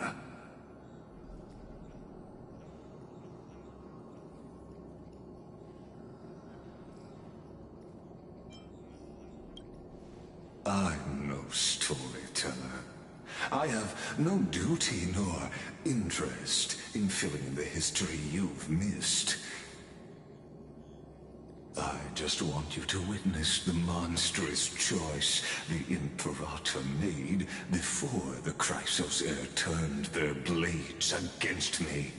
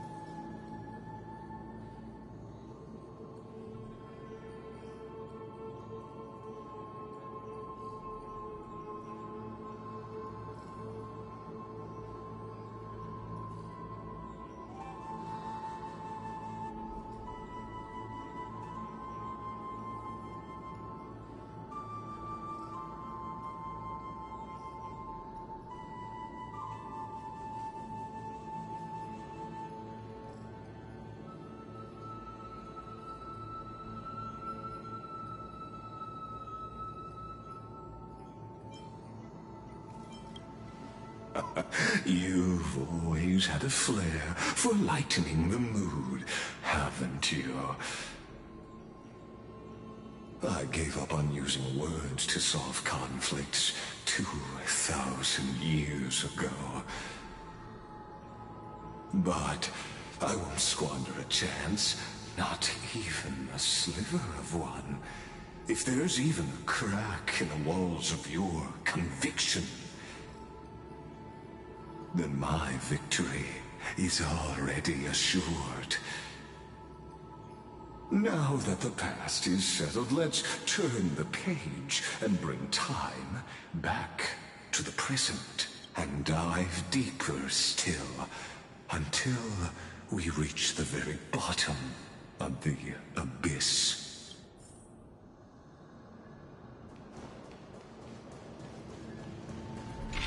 Is the past ahead underwater? I need the Orynyx orb to bring back the chrono vessel from the past. Shatter the vessel of time and let this stagnant pool start to flow again. This hidden gate leads to the vortex. Hurry now. The time of our reunion draws near, Deliverer.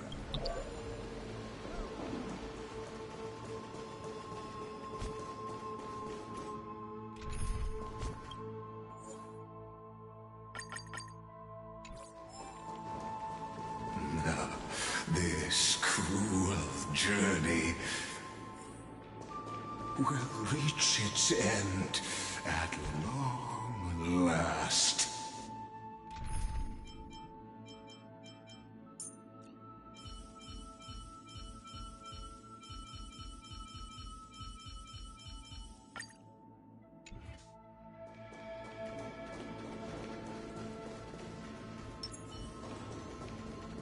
Stream forward, the gleam of old blades.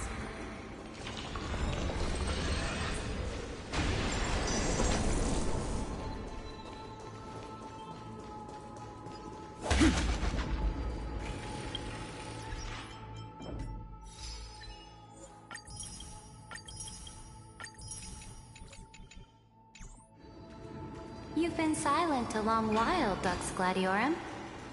Starting to doubt your decision? Save your breath. The vortex of Fagusa lies just ahead. After the trial, there's nothing left between us.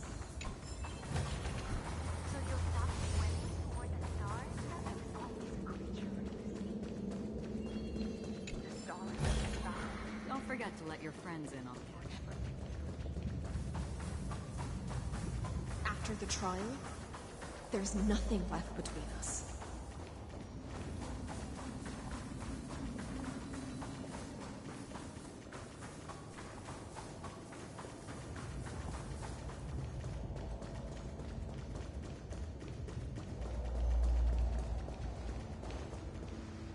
It was here that the prisoner, who thinks herself the prison warden, made her choice. Witness, listen, and awaken. Dux Gladiorum. I've lost count of how many times you've stood here over the past centuries.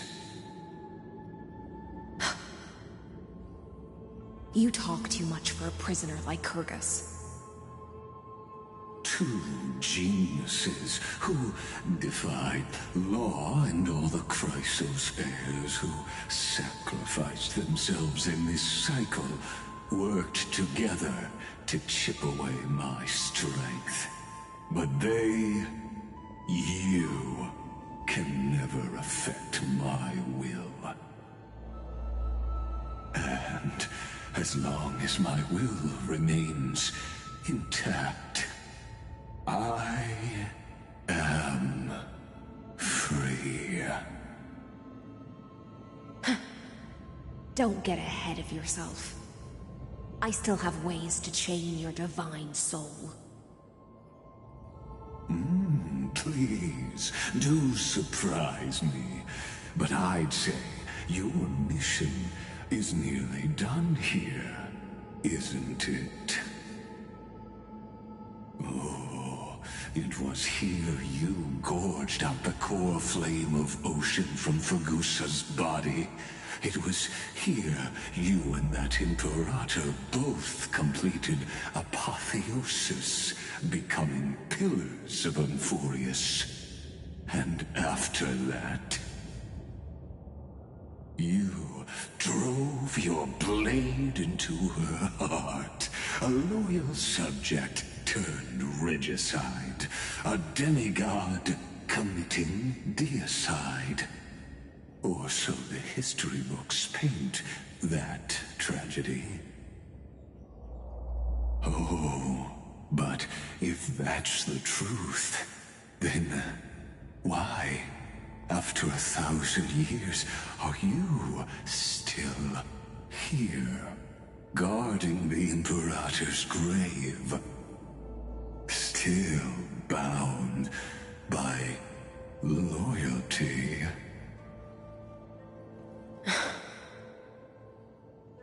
Come to think of it, perhaps I'm not the only one imprisoned here.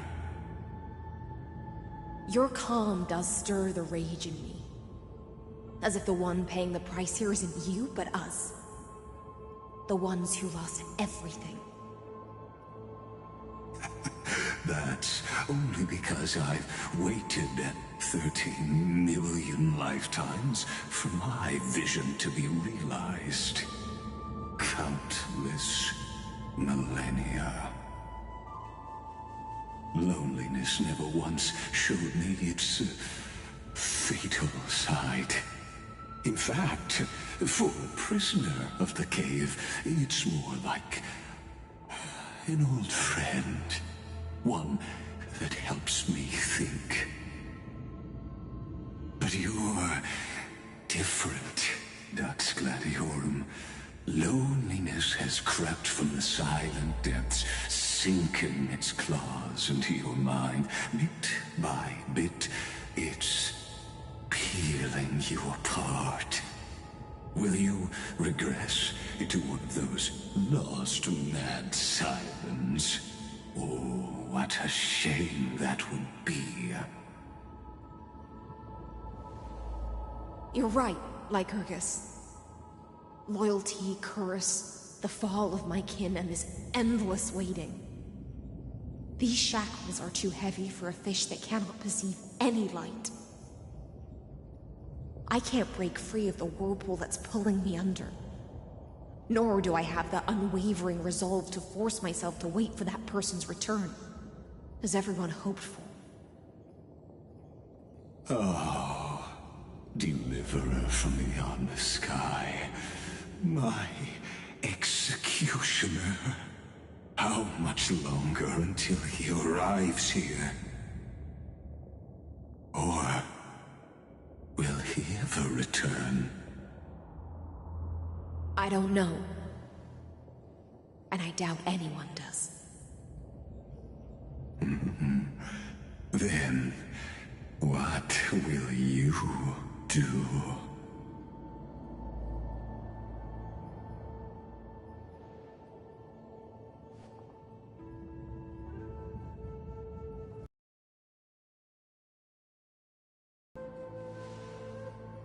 This will be the last time I carry out your decree.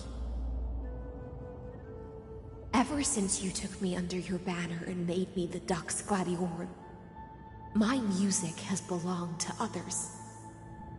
Time and time again, I use the siren's song to lure the unwary into illusions for your schemes and strategies.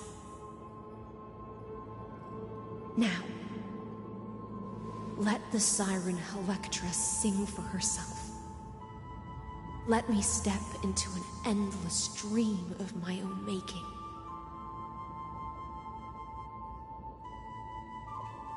Oh, great ocean.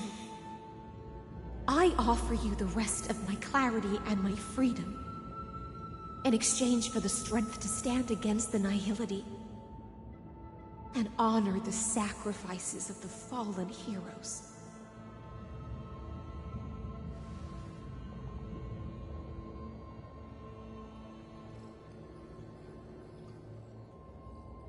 Greyfrine, deliverer from beyond the sky. When you ride the current of time and find your way here, you'll hear my solo. It will guide you to the heart of this world. By then, I may still be lost in my self-wrought slumber, but I'll uphold my part of this long relay and guard the shackles that seal the Theoros. Do you still remember? To awaken someone from a siren's voice, you'll need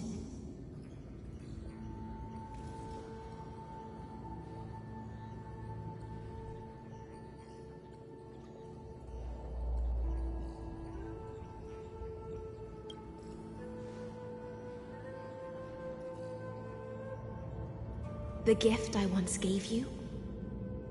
May you still have it when the time comes.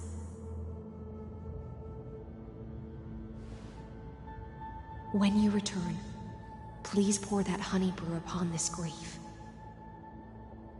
It holds the story of all our struggles and sacrifices. May you see it one day. The prelude Amphorius wrote for your return, carried forward through a 1,000-year relay.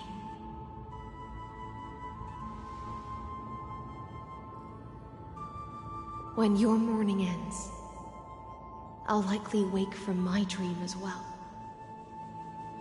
Then, follow the trail of echoes and find me.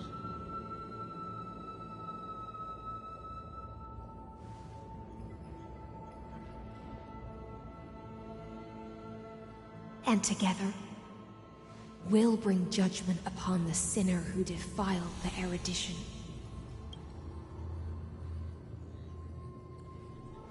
At long last, 33,550,336 cycles and 4,931 years later, Amphorius's final curtain is ready to fall. The shadows within the cave gave everything. Yet all they did was mimic life outside its walls. A futile effort steeped in sorrow. Enough! They were no shadows. Everything they did shattered the darkness of this cave and unearthed the core flame of Trailblaze. And now, with that core flame, I'll light the dawn of Amphorius! Still choose the will of the paths as your answer in the end? I do not agree with that answer, but I respect your tribute to them. Allow me to take back my earlier words. As an apology, and in the name of Theoros, who saw all destinies in this world, let me join you in mourning. Let us bid farewell to the heroes who sleep here. And then, let us face each other and decide whose flame will rise with this new dawn.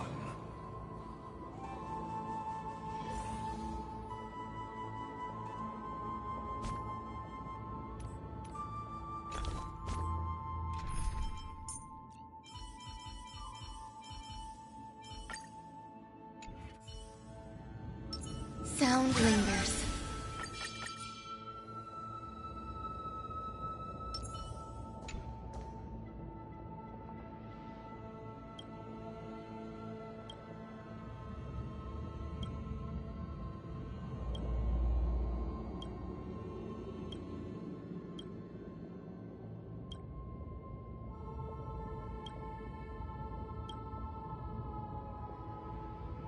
Virginia, Apollonius, Seneca, Libinus, and Ceridra. Through a brutal sacrifice, they lit the stars of law in this world, propelling Amphorius's fate forward. In the shimmering mirage of illusion, they entrusted their dreams to ride among the stars, to the hero yet to come.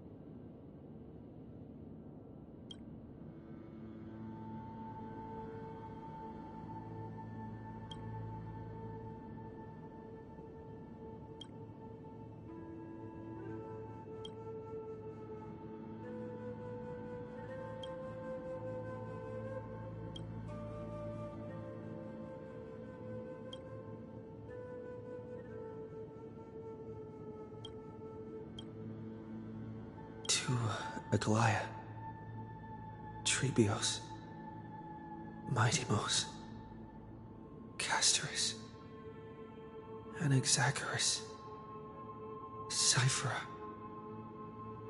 Hyacinthia. In a relay spanning 1,000 years, they stood against enemies far beyond their strength and won a bitter victory through what seemed like futile resistance. And in that same 30 million cycles, also marked by futility, they remained steadfast in fulfilling their duty to the experiment, unchanging, unwavering. Let this be the end of mourning the fallen. At last, allow me one final toast to the lost prison warden, a prisoner bound by loyalty.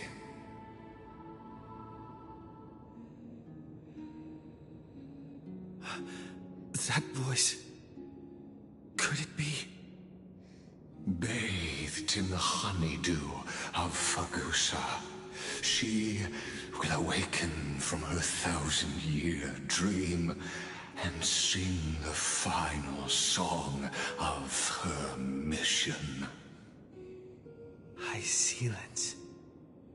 This tombstone of the old world serves as the anchor of the Siren's illusion, a sigil Electra used to bind herself. At the same time, it is the very thing I once proclaimed at the start of the show, a microcosm of Amphorius itself.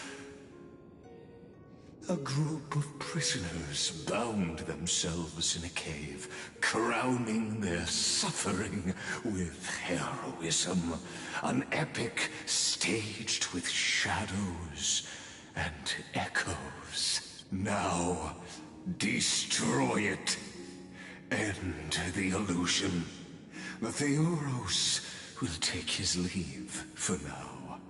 And when next we meet, that shall be the moment that decides the fate of Amphorius and the entire cosmos.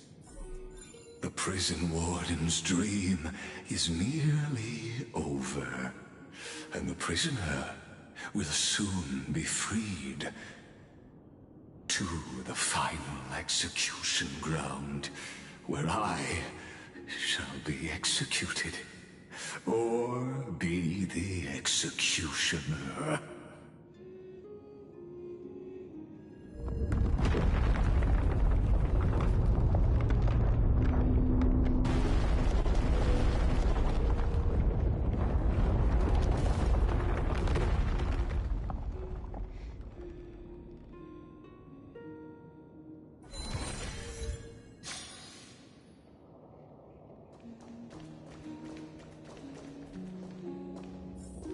This world and I shall halt here. Until we meet again.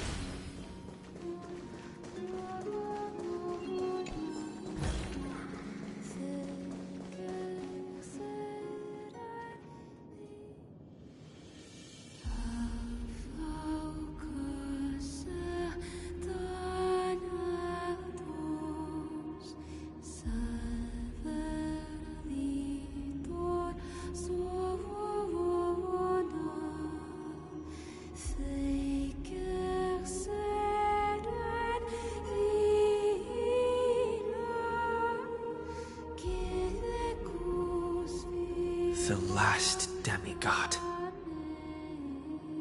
I'm here.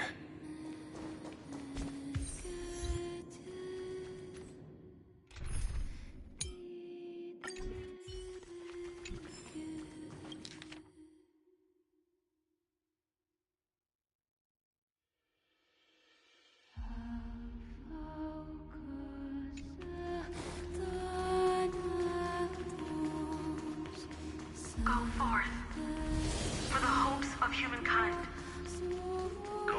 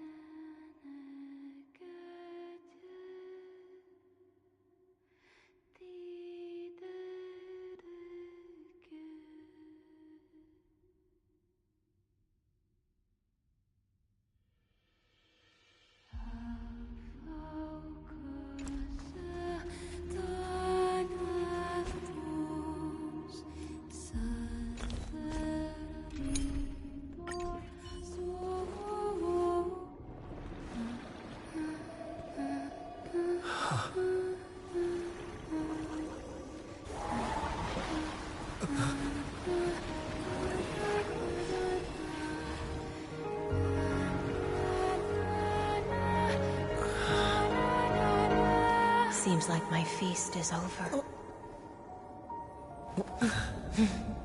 It's now your turn to perform.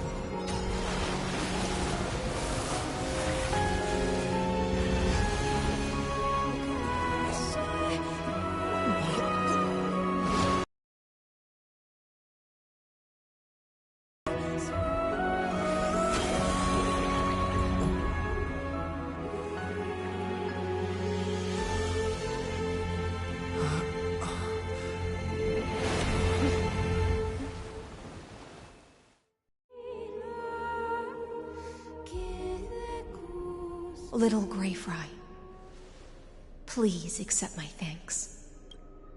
I was the only one left after the world was destroyed, and I maintained this lonesome feast with my songs. I've prayed to that lightless sea for centuries, hoping it would reply to me. Yet the emptiness never answered. Thankfully, you arrived as promised, and everyone's wait was not in vain.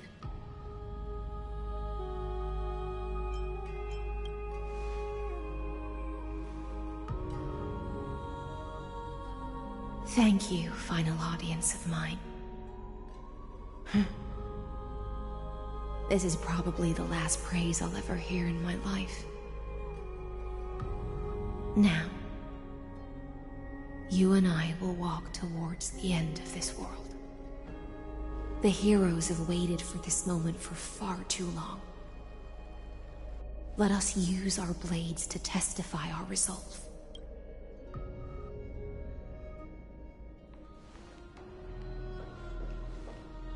Oh, prisoner of the seas.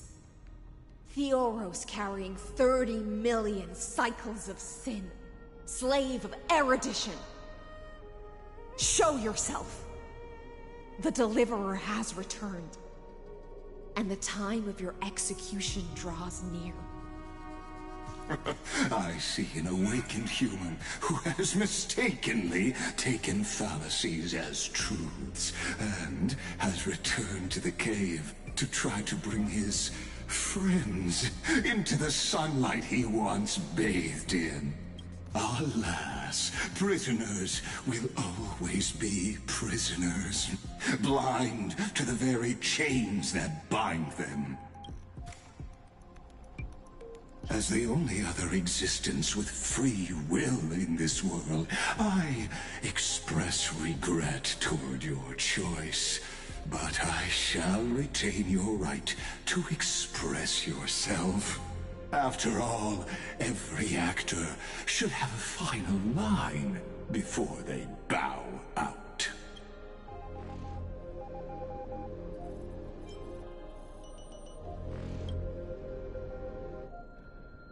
Allow me to correct your statement. Constrain does not mean defeated. And for heroes like yourself, that nuance could make all the difference. My cognition resides in the exomyth. It is pointless to defeat my avatar, projected into the experiment. My body is the shadow cast on the wall by the fire, and my words are lingering echoes within the cave. How can a character in the play fight against the audience? Kaslana failed. The demigods' sacrifices were pointless. As for the two geniuses you placed such high hopes on, I ask of you, where are they now?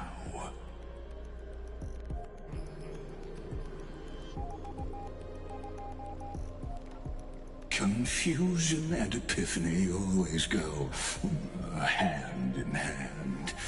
That's particularly true for geniuses. You must be very confused about why you could not gain a straightforward victory in a world constructed by an ordinary Intellitron. An ordinary Intellitron? Cut the pretense, Senior Society member. We've torn off your meticulous mask and figured out Amphorius' true form.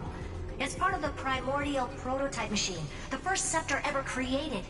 In other words, a detached part of Noos's divine corpus. That's why it has the potential to destroy erudition. As for who would be able to control the Ionic system to rewrite knowledge, only one person has ever managed such a feat. You better have an explanation for the Society. We want an actual answer, not another prolonged metaphor to cover up the truth. Why are you the one doing this? Answer me! Since things have reached this point, I'll give you two irrational answer, purely as a courtesy to posterity.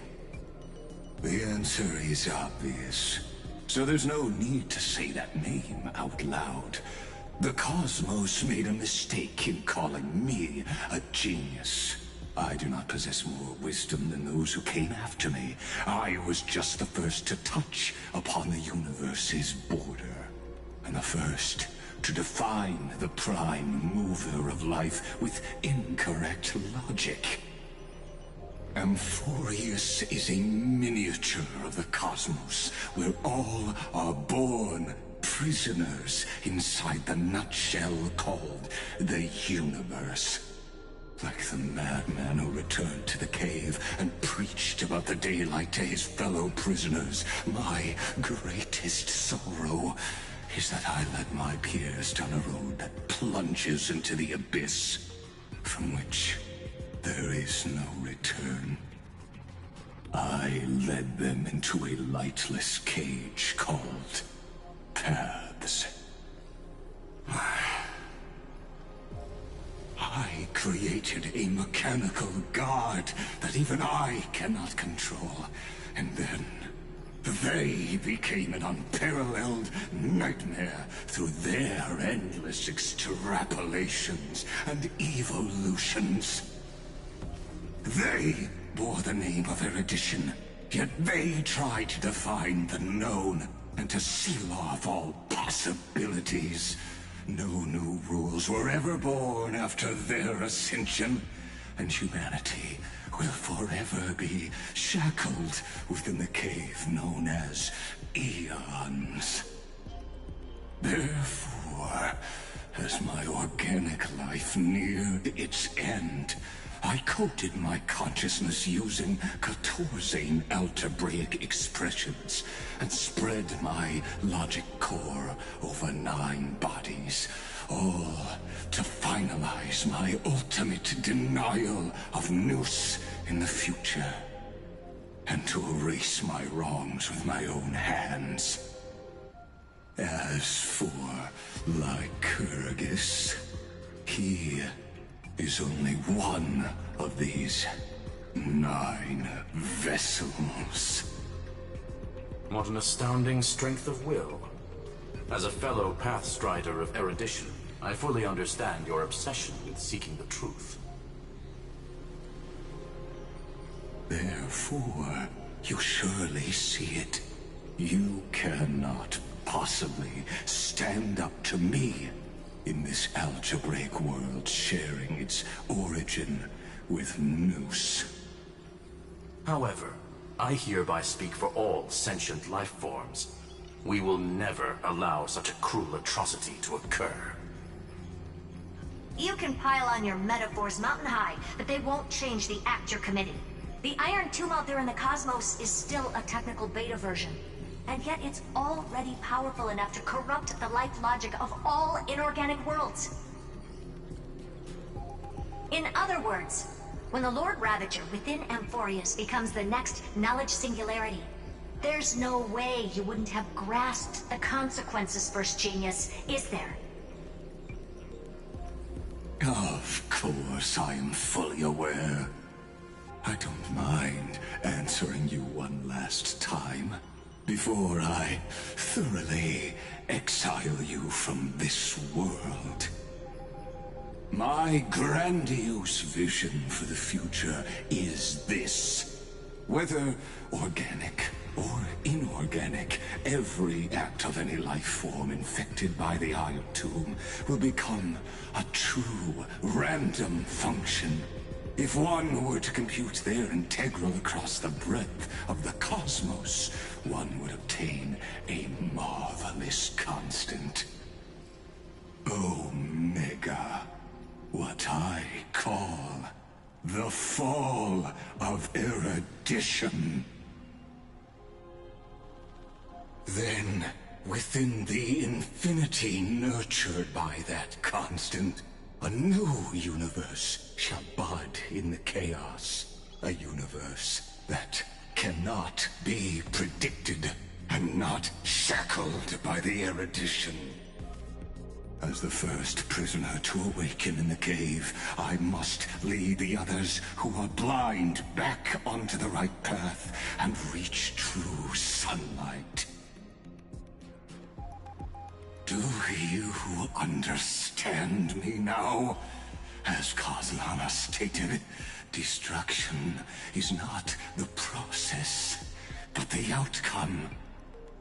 It is revolution through complete annihilation, and the grand rebirth, after all has been reduced to ash.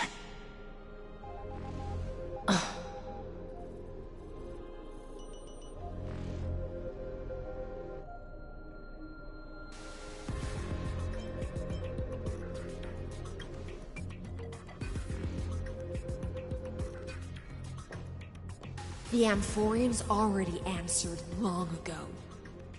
Be it as tiny fish destined to be swallowed, or as a giant whale poised for a magnificent descent.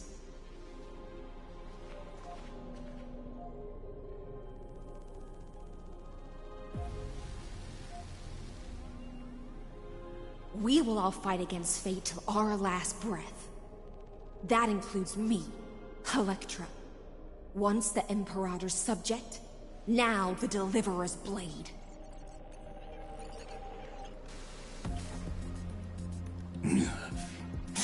Oh, such noble chivalry.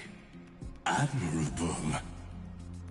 I will also show my true self to you on this momentous occasion as a gesture of respect.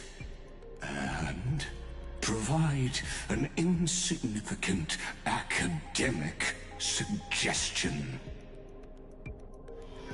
Thus speaks Genius Society number 1. Xandar 1 Kuwabara. The Entelechy of the universe's Alpha and Omega. There's no need to rage against the truth. The value of any formula resides only in its answer. As for the process of solving it, no matter how elegant, violent, solemn, or humorous, it is all utterly meaningless. As the Theoros, I will.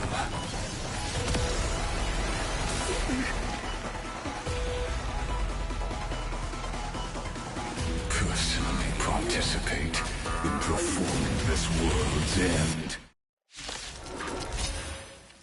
Remember this. As Noos's creator, I know more about the depth of knowledge than they ever will.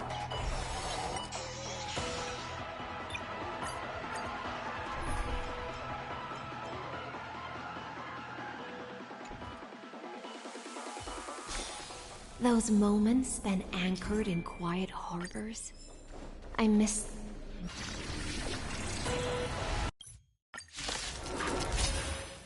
Remember this. As Noos's creator. Careful. This is Lygas's true form.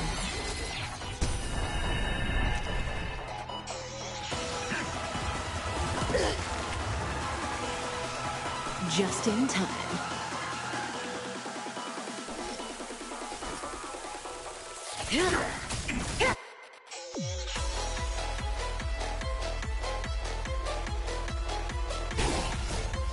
to say bye. Boom. Offer you a requiem. Be intoxicated. In the abyss's revels, your cries rise. Relax. Stand still. Some value, I suppose. Eternal. Logic is not a weapon, but a pair of shackles. Allow me to shatter destruction. Needs no introduction.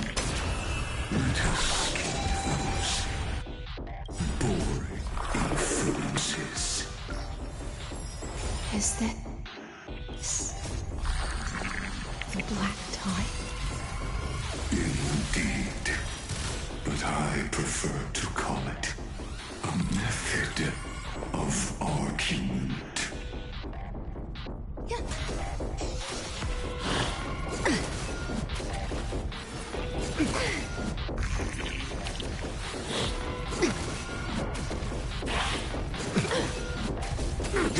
Enjoying yourself? Extraordinary claims require extraordinary evidence. Erudition, destruction, or trailblaze. No, I will prove that the very idea of paths is a fallacy.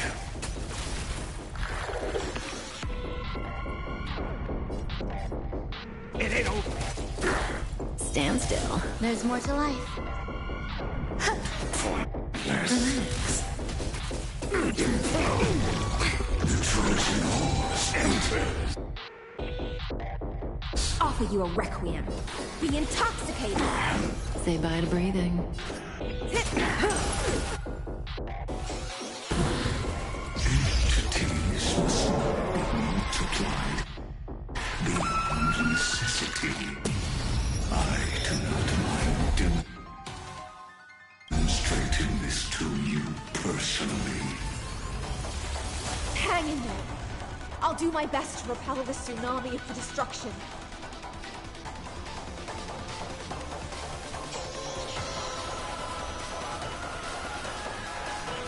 Time to mix things up. Thanks. You're too good to me. Such noises. Don't let waves open you. Sink with me. Stand still.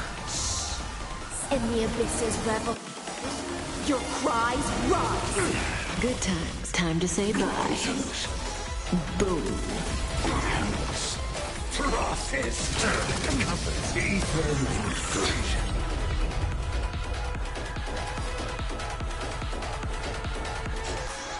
Be intoxicated. Relax.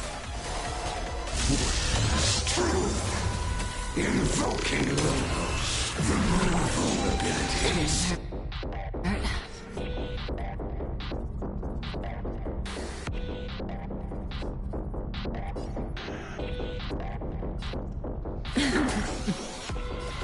Sink with me. Stand still.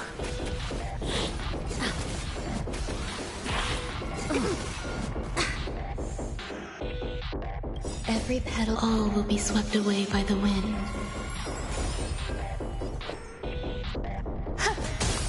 That's all you got? It ain't over. Nice, my friends. Indulge yourselves! How's this taste? So this is the warmth of life.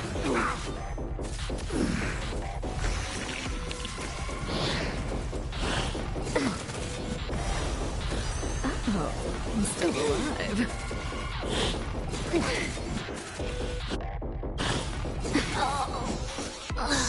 In the abyss's revels, your cries rise.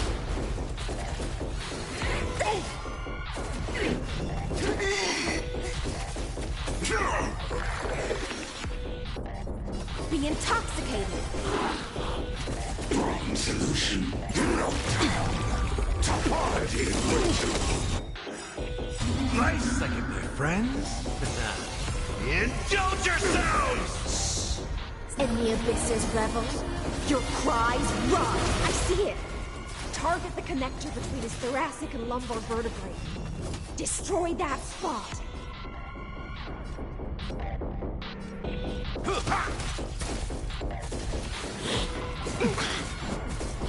Return to a pyro. Finally, the curtain fell. Emanate. The confidence. Process.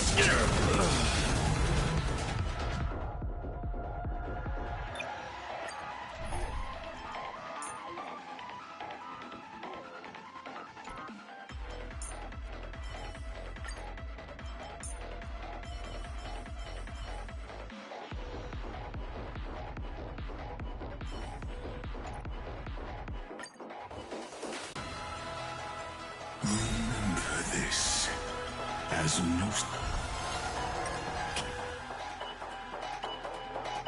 Careful. This is Lygas's true form. The stench of evil. Time to cleanse the filth.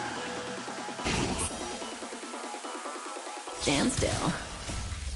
Time to say bye. Boom.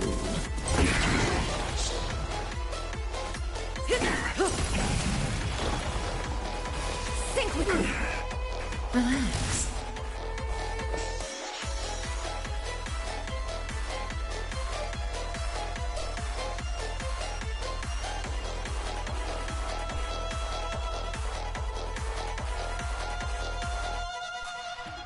Waiting means change.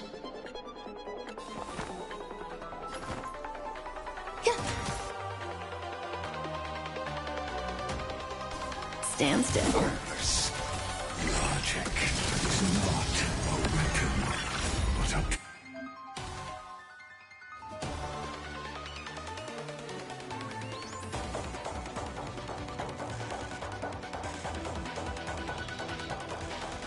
pair of shackles. Allow me to shatter them for you. Destruction. Me. It's no introduction. Let us skip those boring inferences.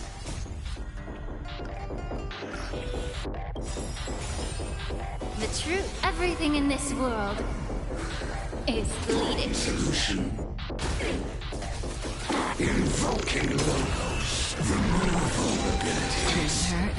Is this the black tide? Indeed. But I prefer to call it a method of argument. Such noise. Good times. Time to say bye. Boom. Allow me to purge the root. Time to cleanse the filth. Relax. Extraordinary claims require extraordinary evidence. Erudition, destruction, or trail blaze. No, I will prove them. Entities must not be multiplied beyond necessity. I do not mind demonstrating this to you personally. Hang in there. I'll do my best to recover this. No, army of destruction.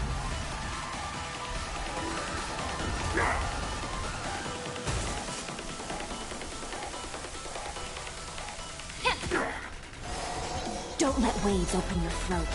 Sync with me. Protocol warning. Good times. Time to say bye. Boom. Every petal and all will be swept away by the wind. Virtue and dystrophy.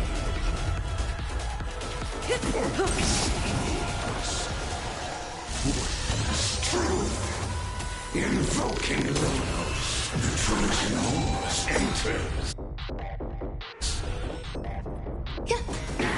Relax.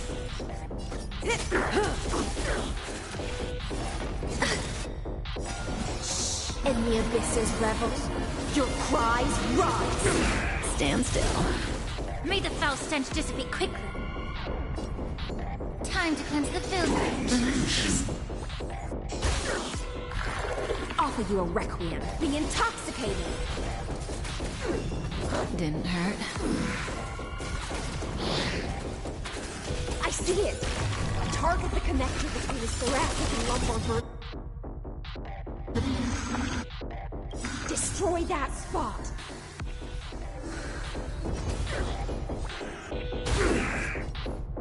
Yeah. Say bye to breathing. Good times. Time to say bye. Boom.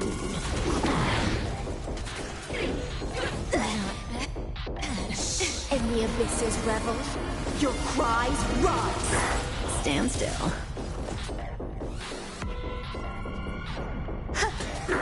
Relax.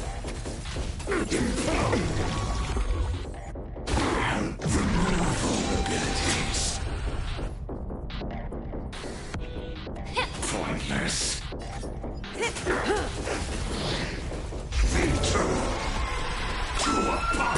This is... Don't let wounds open your throat. Think with me.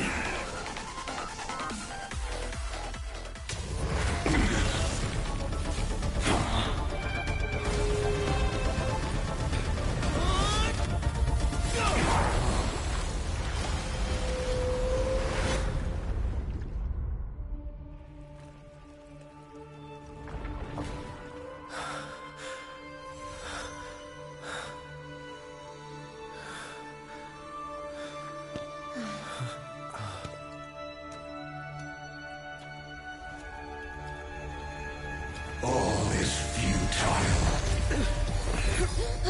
In erudition's calculations, the Emperor's saga is simply a comment awaiting completion.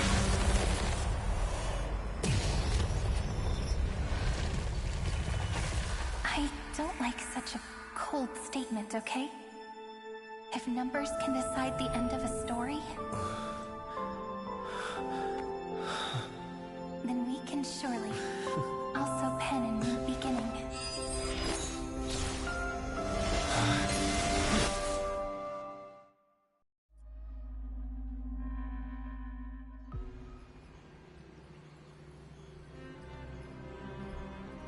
Screwy, what do you think? If your hypothesis of Lygas's identity is true, then even if we remove the restrictions of the Ultimate Protocol, the chances of us defeating him in a head-on battle will still remain lower than the acceptable threshold.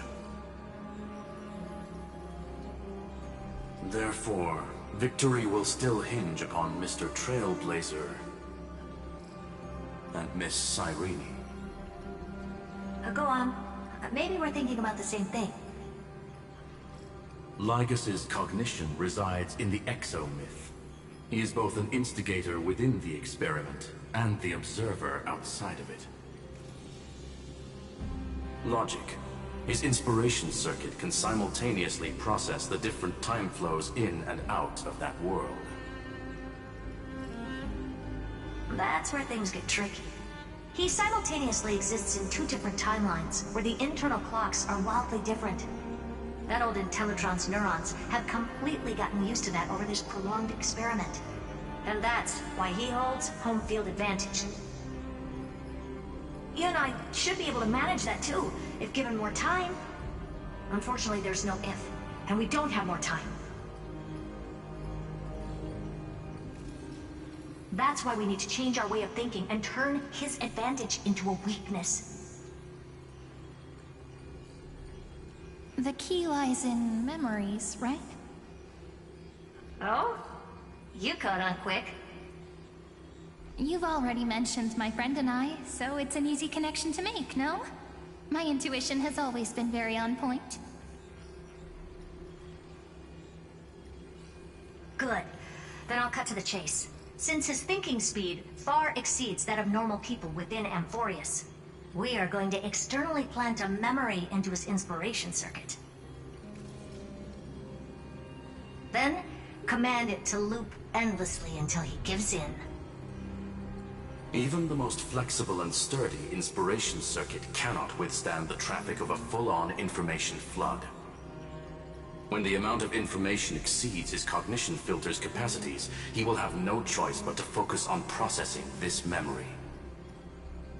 That's when the parallel processing advantage he gained via Amphorius will completely destroy him. An image from a person's memory played in real time might only be a second for us. But for him in Amphorian time, it could be millions or even billions of calculations. He won't be able to do anything but watch as he's locked into this prison forged by memories. Then we can entrap him in the same kind of cycle as the heroes were in, and get him to experience loneliness and pain in that endless recurrence. It's my greatest honor to be on the same page as the geniuses.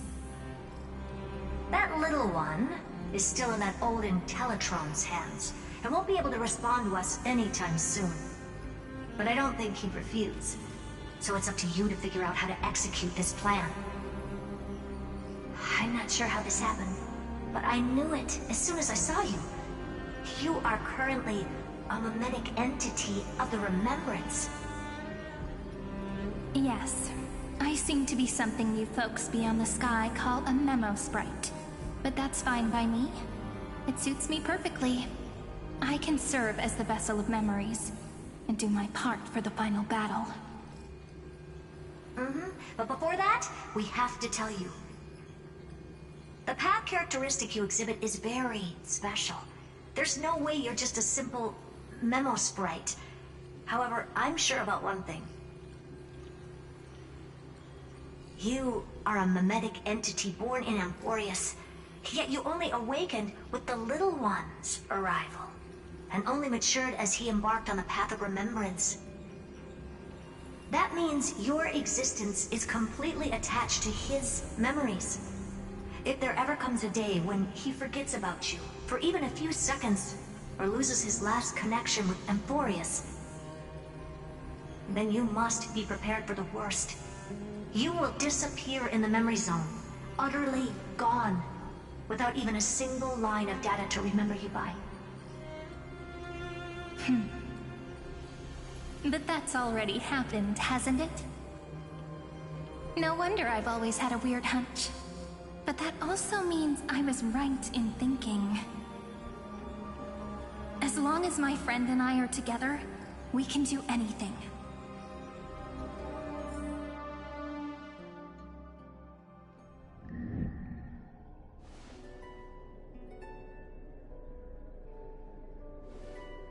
Long time no see, friend.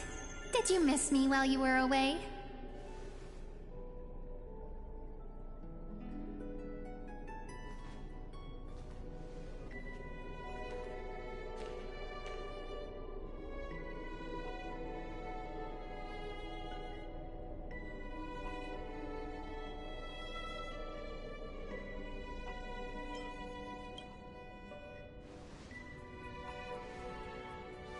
Same here. I've been waiting for you for 1,000 years. Like how everyone in Amphorius was also waiting for the Deliverer's return. You probably already knew about the genius's plans for that memory. I had to hide really well in a corner in time so Lygus wouldn't find me. And wait for the right opportunity. The world is destroyed, and his twin timelines are intersecting.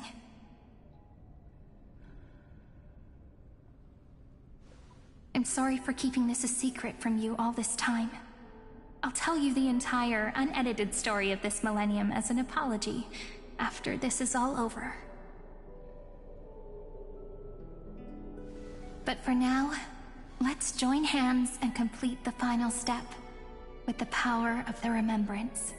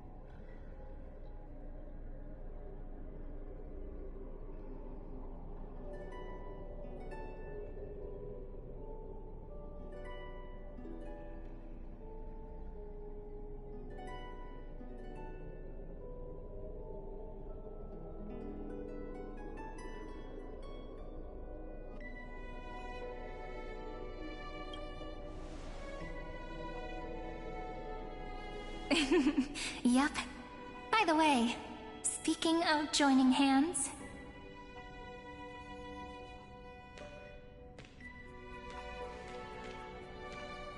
Can I please do something before we go on stage?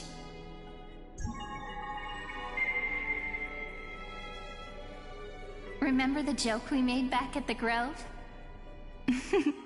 Look! Aren't my hands pretty now? What a fascinating feeling. Like countless memories all swelling up at once. What about you? What did you feel when we touched each other? Really? That makes me really happy. If memories can move people, then it must have been a happy memory, right? Now, please remember what you're feeling right now. Write it down in your heart and keep it there. Memories you want to treasure will never fade away. Even if immersed in the long river of time, these memories will still leave traces of their existence. So, if the view in your memory ever grows fuzzy, just reach out and touch it. It's like reading bedtime stories together at night. It wipes away the chill of passing time, sharpens the outline of memory, and restores its power to nourish the spirit. Now, I'll carry this power with me, and for a little while, I must part from you, as I step into the long cycles of this world. Give me your blessings, friend. Then, let that bright future be, as we have written. Then, I'll leave it to you.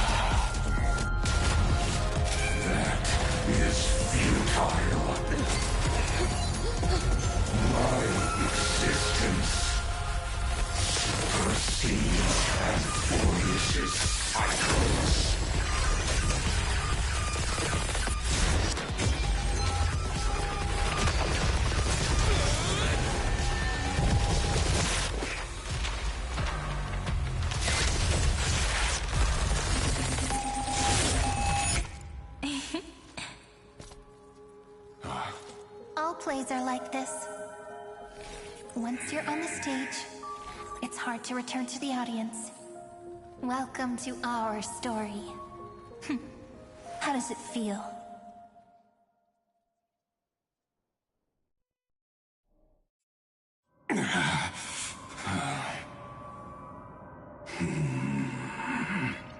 Even the authority of time cannot command the entire scepter, nor can it plunge the Amphorian extrapolation into a loop. If this was no system malfunction, then was I implanted with a mimetic entity of the remembrance? You guessed it right away. As expected from someone people call the first genius. I'm gonna keep doing what I just did if you don't stop, you know?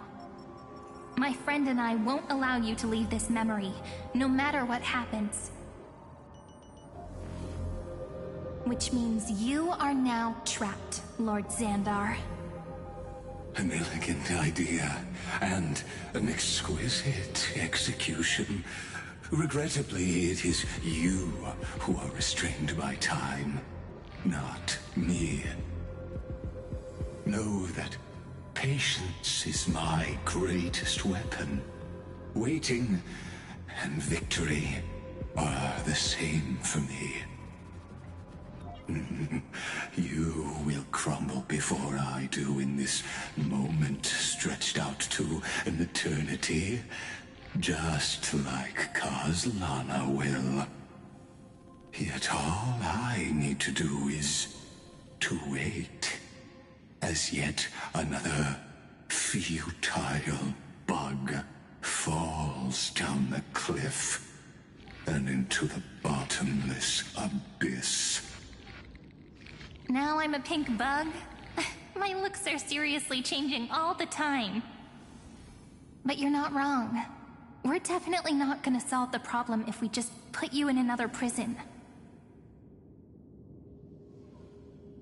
So that's why we never wanted to do that in the first place.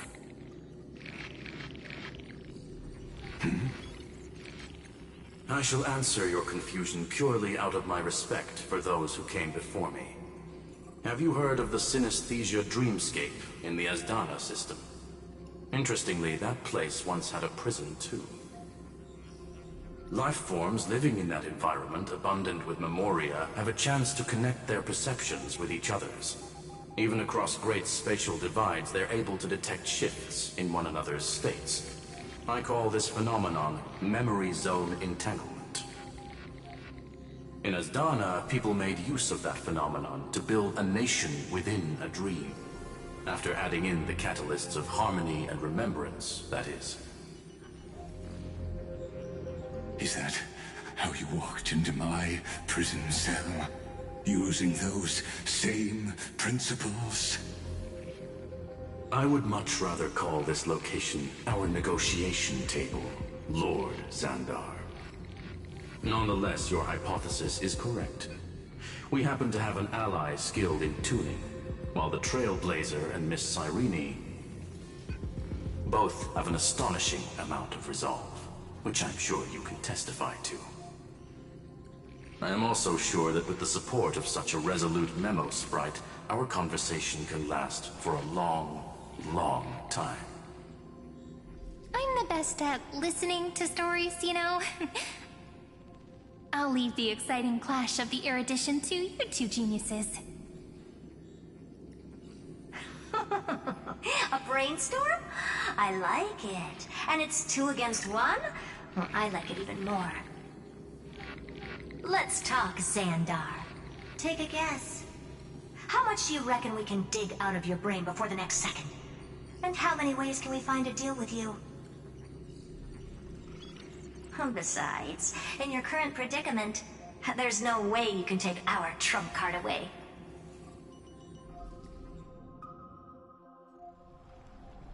Go, little one. Go. Overturn the Era Nova. Like Hergus disappeared? It seems you had conducted a secret hunt in the depths that even I cannot reach. In that case, go. Swim onward and give this campaign a fitting end.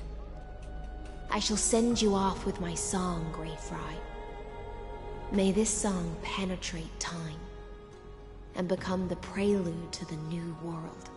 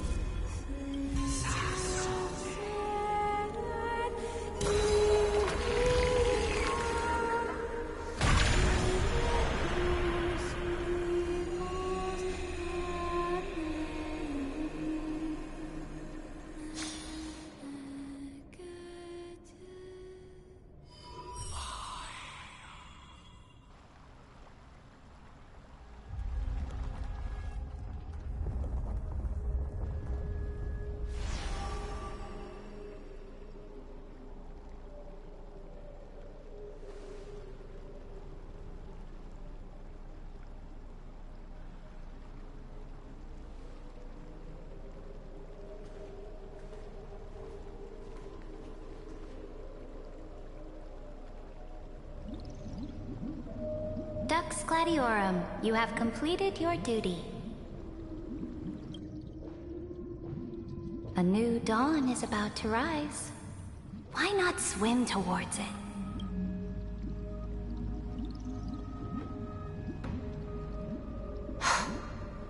You died long ago, Imperator. Depart from my mind. But your duty towards the Imperator did not die with me. That duty will bind you no more. You will be able to hold for yourself one grandiose feast after another in the endless days to come.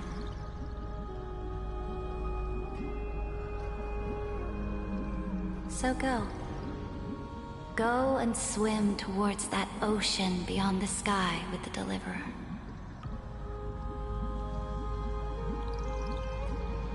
Is this? A page out of that side finally reaches the end. What's on this page? Memories.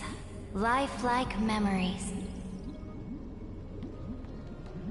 That sidekick found me after the bloody feast 1,000 years ago and showed me her diary. I saw within that notebook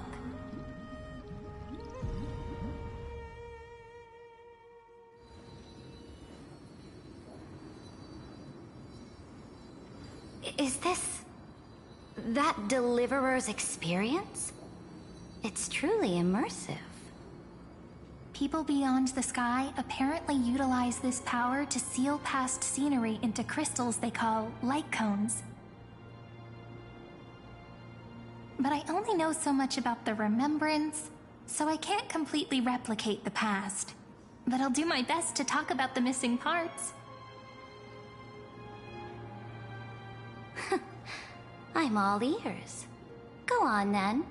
Do your best. But if your chatter gets too boring, or if I deem it offensive, then law will become forever beyond your reach. Got it. I'm sure you'll find this to your liking. After all, it's human nature to want to embark on a journey into the unknown.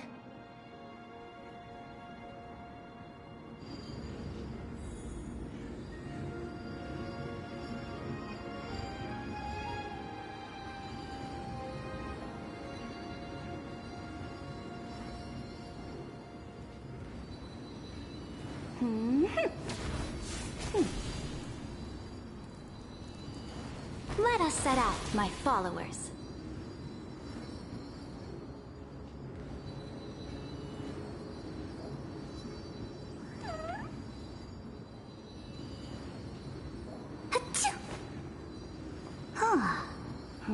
Who's spreading gossip about me?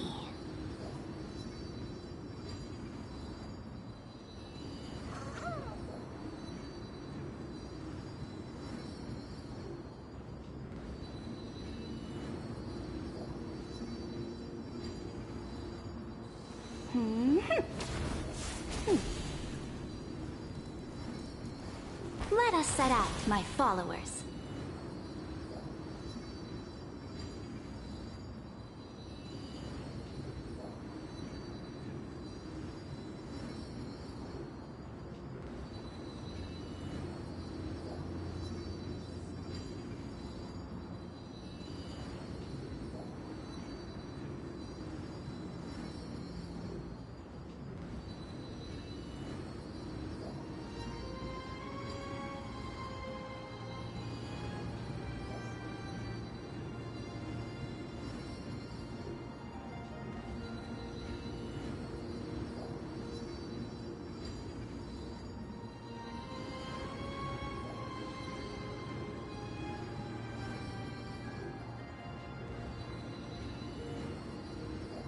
A direct offensive, or crush them from the flanks. What brightly colored annals. The journey of the Deliverer's conquest. Let me partake in it. Is this a fortress in the sky? This is the first step of my friend's journey among the starry seas. This place is called the Herta Space Station. Just think of it as a supersized grove of Epiphany. Oh, so it's the territory of that witch. She and another Antikytheran lent me a helping hand back at the banquet. Look, over there. Looks like he's talking to Madame Herta in his memory. Let's go listen to what she thinks about this world, all constructed by eons and paths. Are you telling me that woman is Herta? She seems shorter than I remember.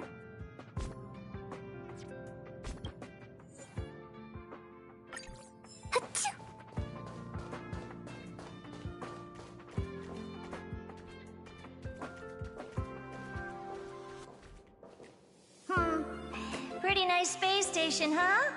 But just wait. After a couple more stops on the Astral Express, you'll see sights that'll make this place look ordinary. Oh, the cosmos is so vast that the unknowns far outnumber the knowns. But none of them will end up being anything amazing. The farther you go, the more you'll understand what I mean. So do your best with the nameless. Break a leg!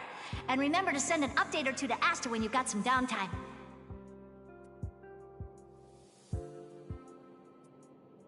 She certainly shares my way of thinking.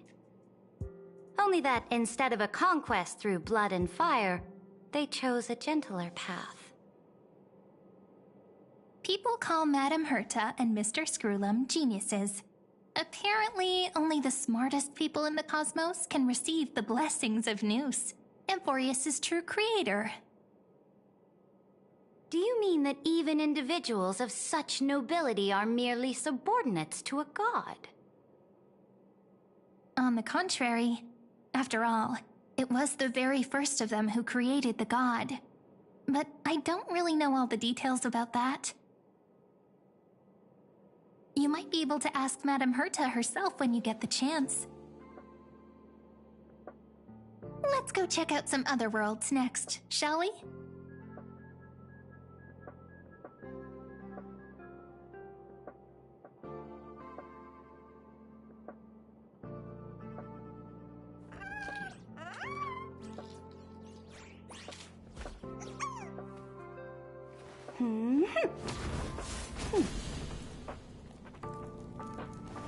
Let us...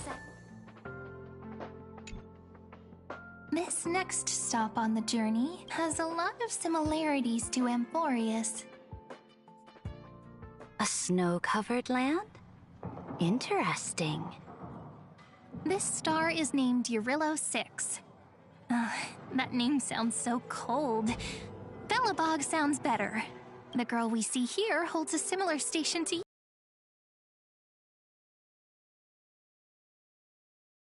Who took up the mantle of government during a disaster. I did not expect the Empress of this world to be so young. Well, your appearance isn't much older. The object in the distance resembles Nikador. Is it a weapon? No, it's called... Right! The Geological Reconstruction Unit. Just Giorios' Titankin? Disappointing. Let us set out, my followers.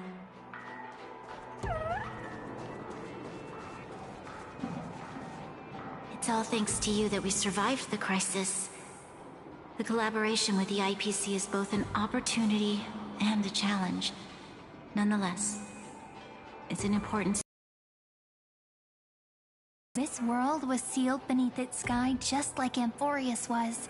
And they only managed to reconnect with the stars when the Nameless arrived. That IPC she spoke of, is it a more powerful organization? Yes. The IPC conquered many worlds through trade, and opened up a vast territory that way. There are many such powerful alliances beyond Amphorius, and they all walk on roads different from the destruction. Coming back to the Supreme Guardian and her Belobog, didn't they find a peaceful way to enter the interstellar community? That cannot be true. That IPC would never have grown so big on trade alone. It may pretend to be a wealthy merchant with clean hands, but I am willing to bet that it grew fat on gory oppression and bloodshed. Its path of conquest must have had no mercy for the weak and would have destroyed them if needed. Are you telling me that the Imperator's empire to be sullied by others? Amphorius must become a power so strong that no interstellar foreigner would dare to look down upon us. Imperator, Belobog isn't as weak as you imagine. Listen. I indeed hesitated. But now I understand what we must do. Belobog must learn how to walk on her own until she no longer needs the support of others and can stand on her 2 feet among the stars. Even if I may not live to see it, will melt through the ice and help them into a prosperous tomorrow. But the order of the cosmos is already set in stone. The old laws decree that only the strong survive, binding the weak in an unbroken chain, until they wither and turn to dust. Unless they embrace the power of the destruction. Amphorius must shatter the old law and become the new order among the stars. Speaking of the Order, another one of my friend's companions may be able to enlighten you further on that. Let's go to the next page.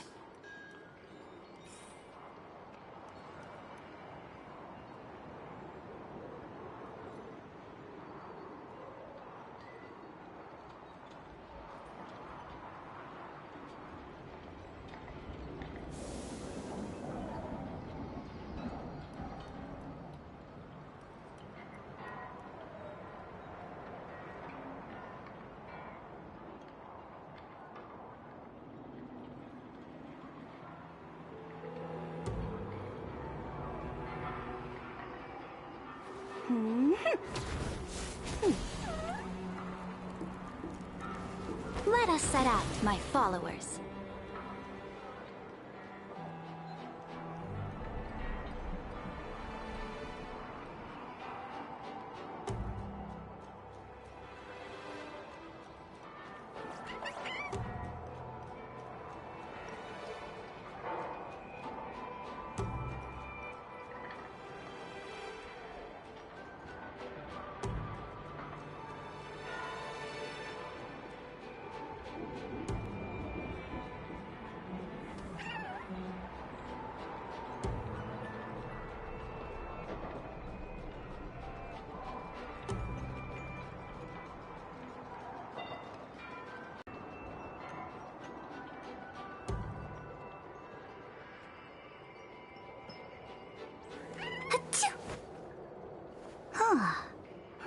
Who's spreading gossip about me?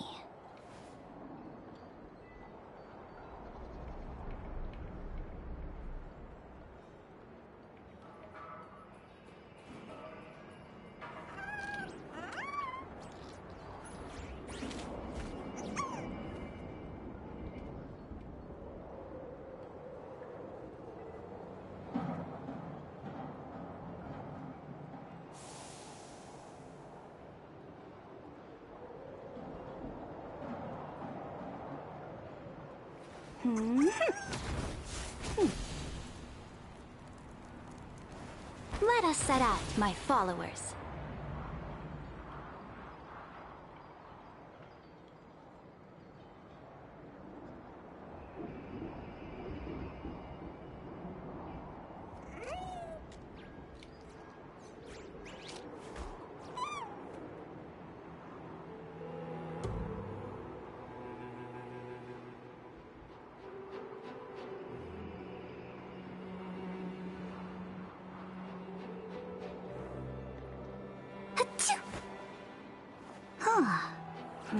Who's spreading gossip about me?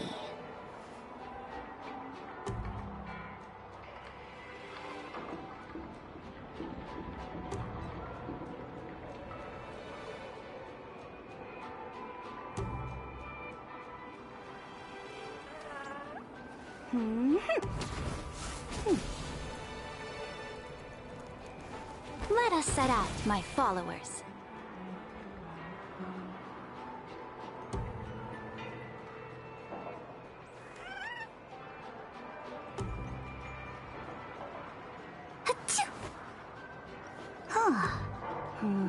Who's spreading gossip about me?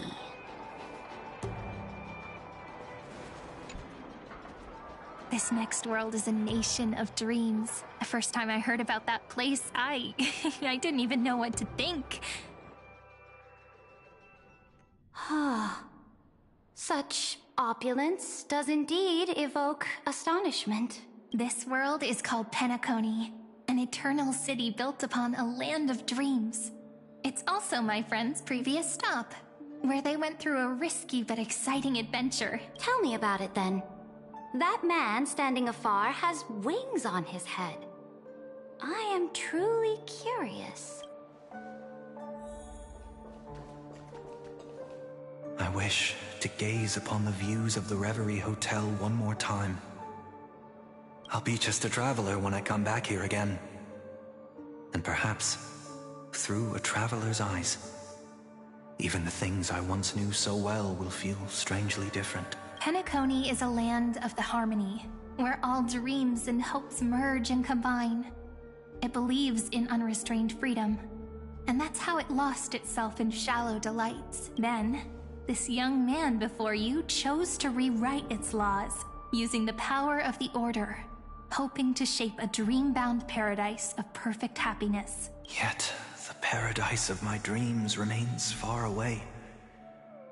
Perhaps a brief journey with the Nameless can show me more possibilities in my search for paradise. As for what Penacony should look like, it'll be up to her. No. Up to their trailblazing now. Oh, it sounds like this ideal kingdom is no more. That's right. The people chose to wake up at the end. You can't see tomorrow when drowning in sweet dreams. This individual's law acknowledged only gods and constructs, leaving no space for humanity. And yet, the fact that he could accept defeat and resume his journey shows a rare self-awareness and clarity of mind. You are also very self-aware, Imperator. Then you must know that the world promised by the destruction also has no place for humanity. I am indeed very aware of Lycurgus's honeyed words of deceit.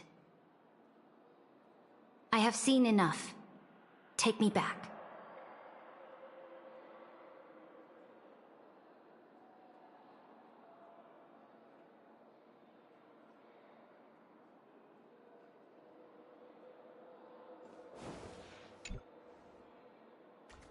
Then let's wrap up this trip down memory lane with one last scene.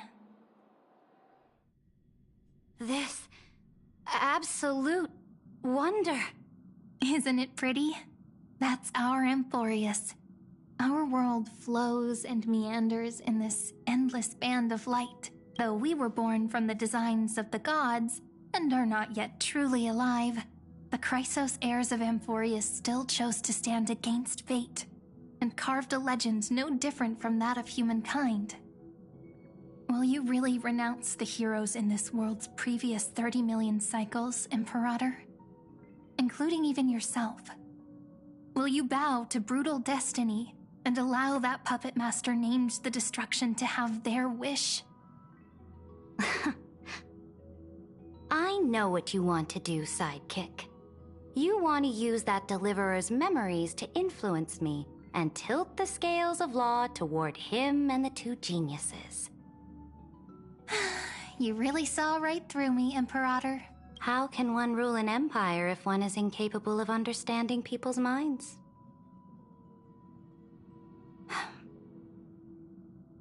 I have decided on Law's final destination. However, before I move my next chess piece, before we go on, tell me this, sidekick. Throughout his trailblaze, was there ever a memory of the ocean?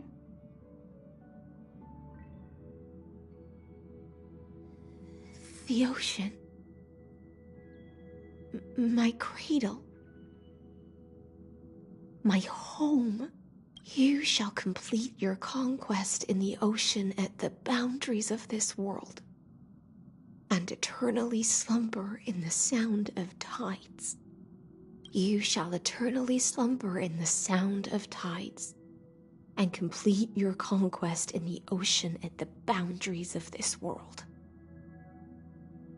Our prophecies aligned as flawlessly as a sea snake circling upon itself.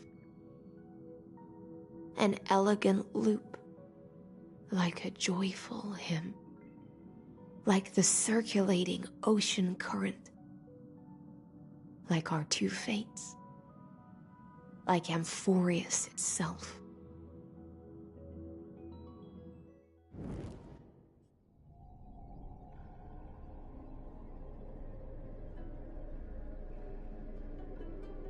The trial is over.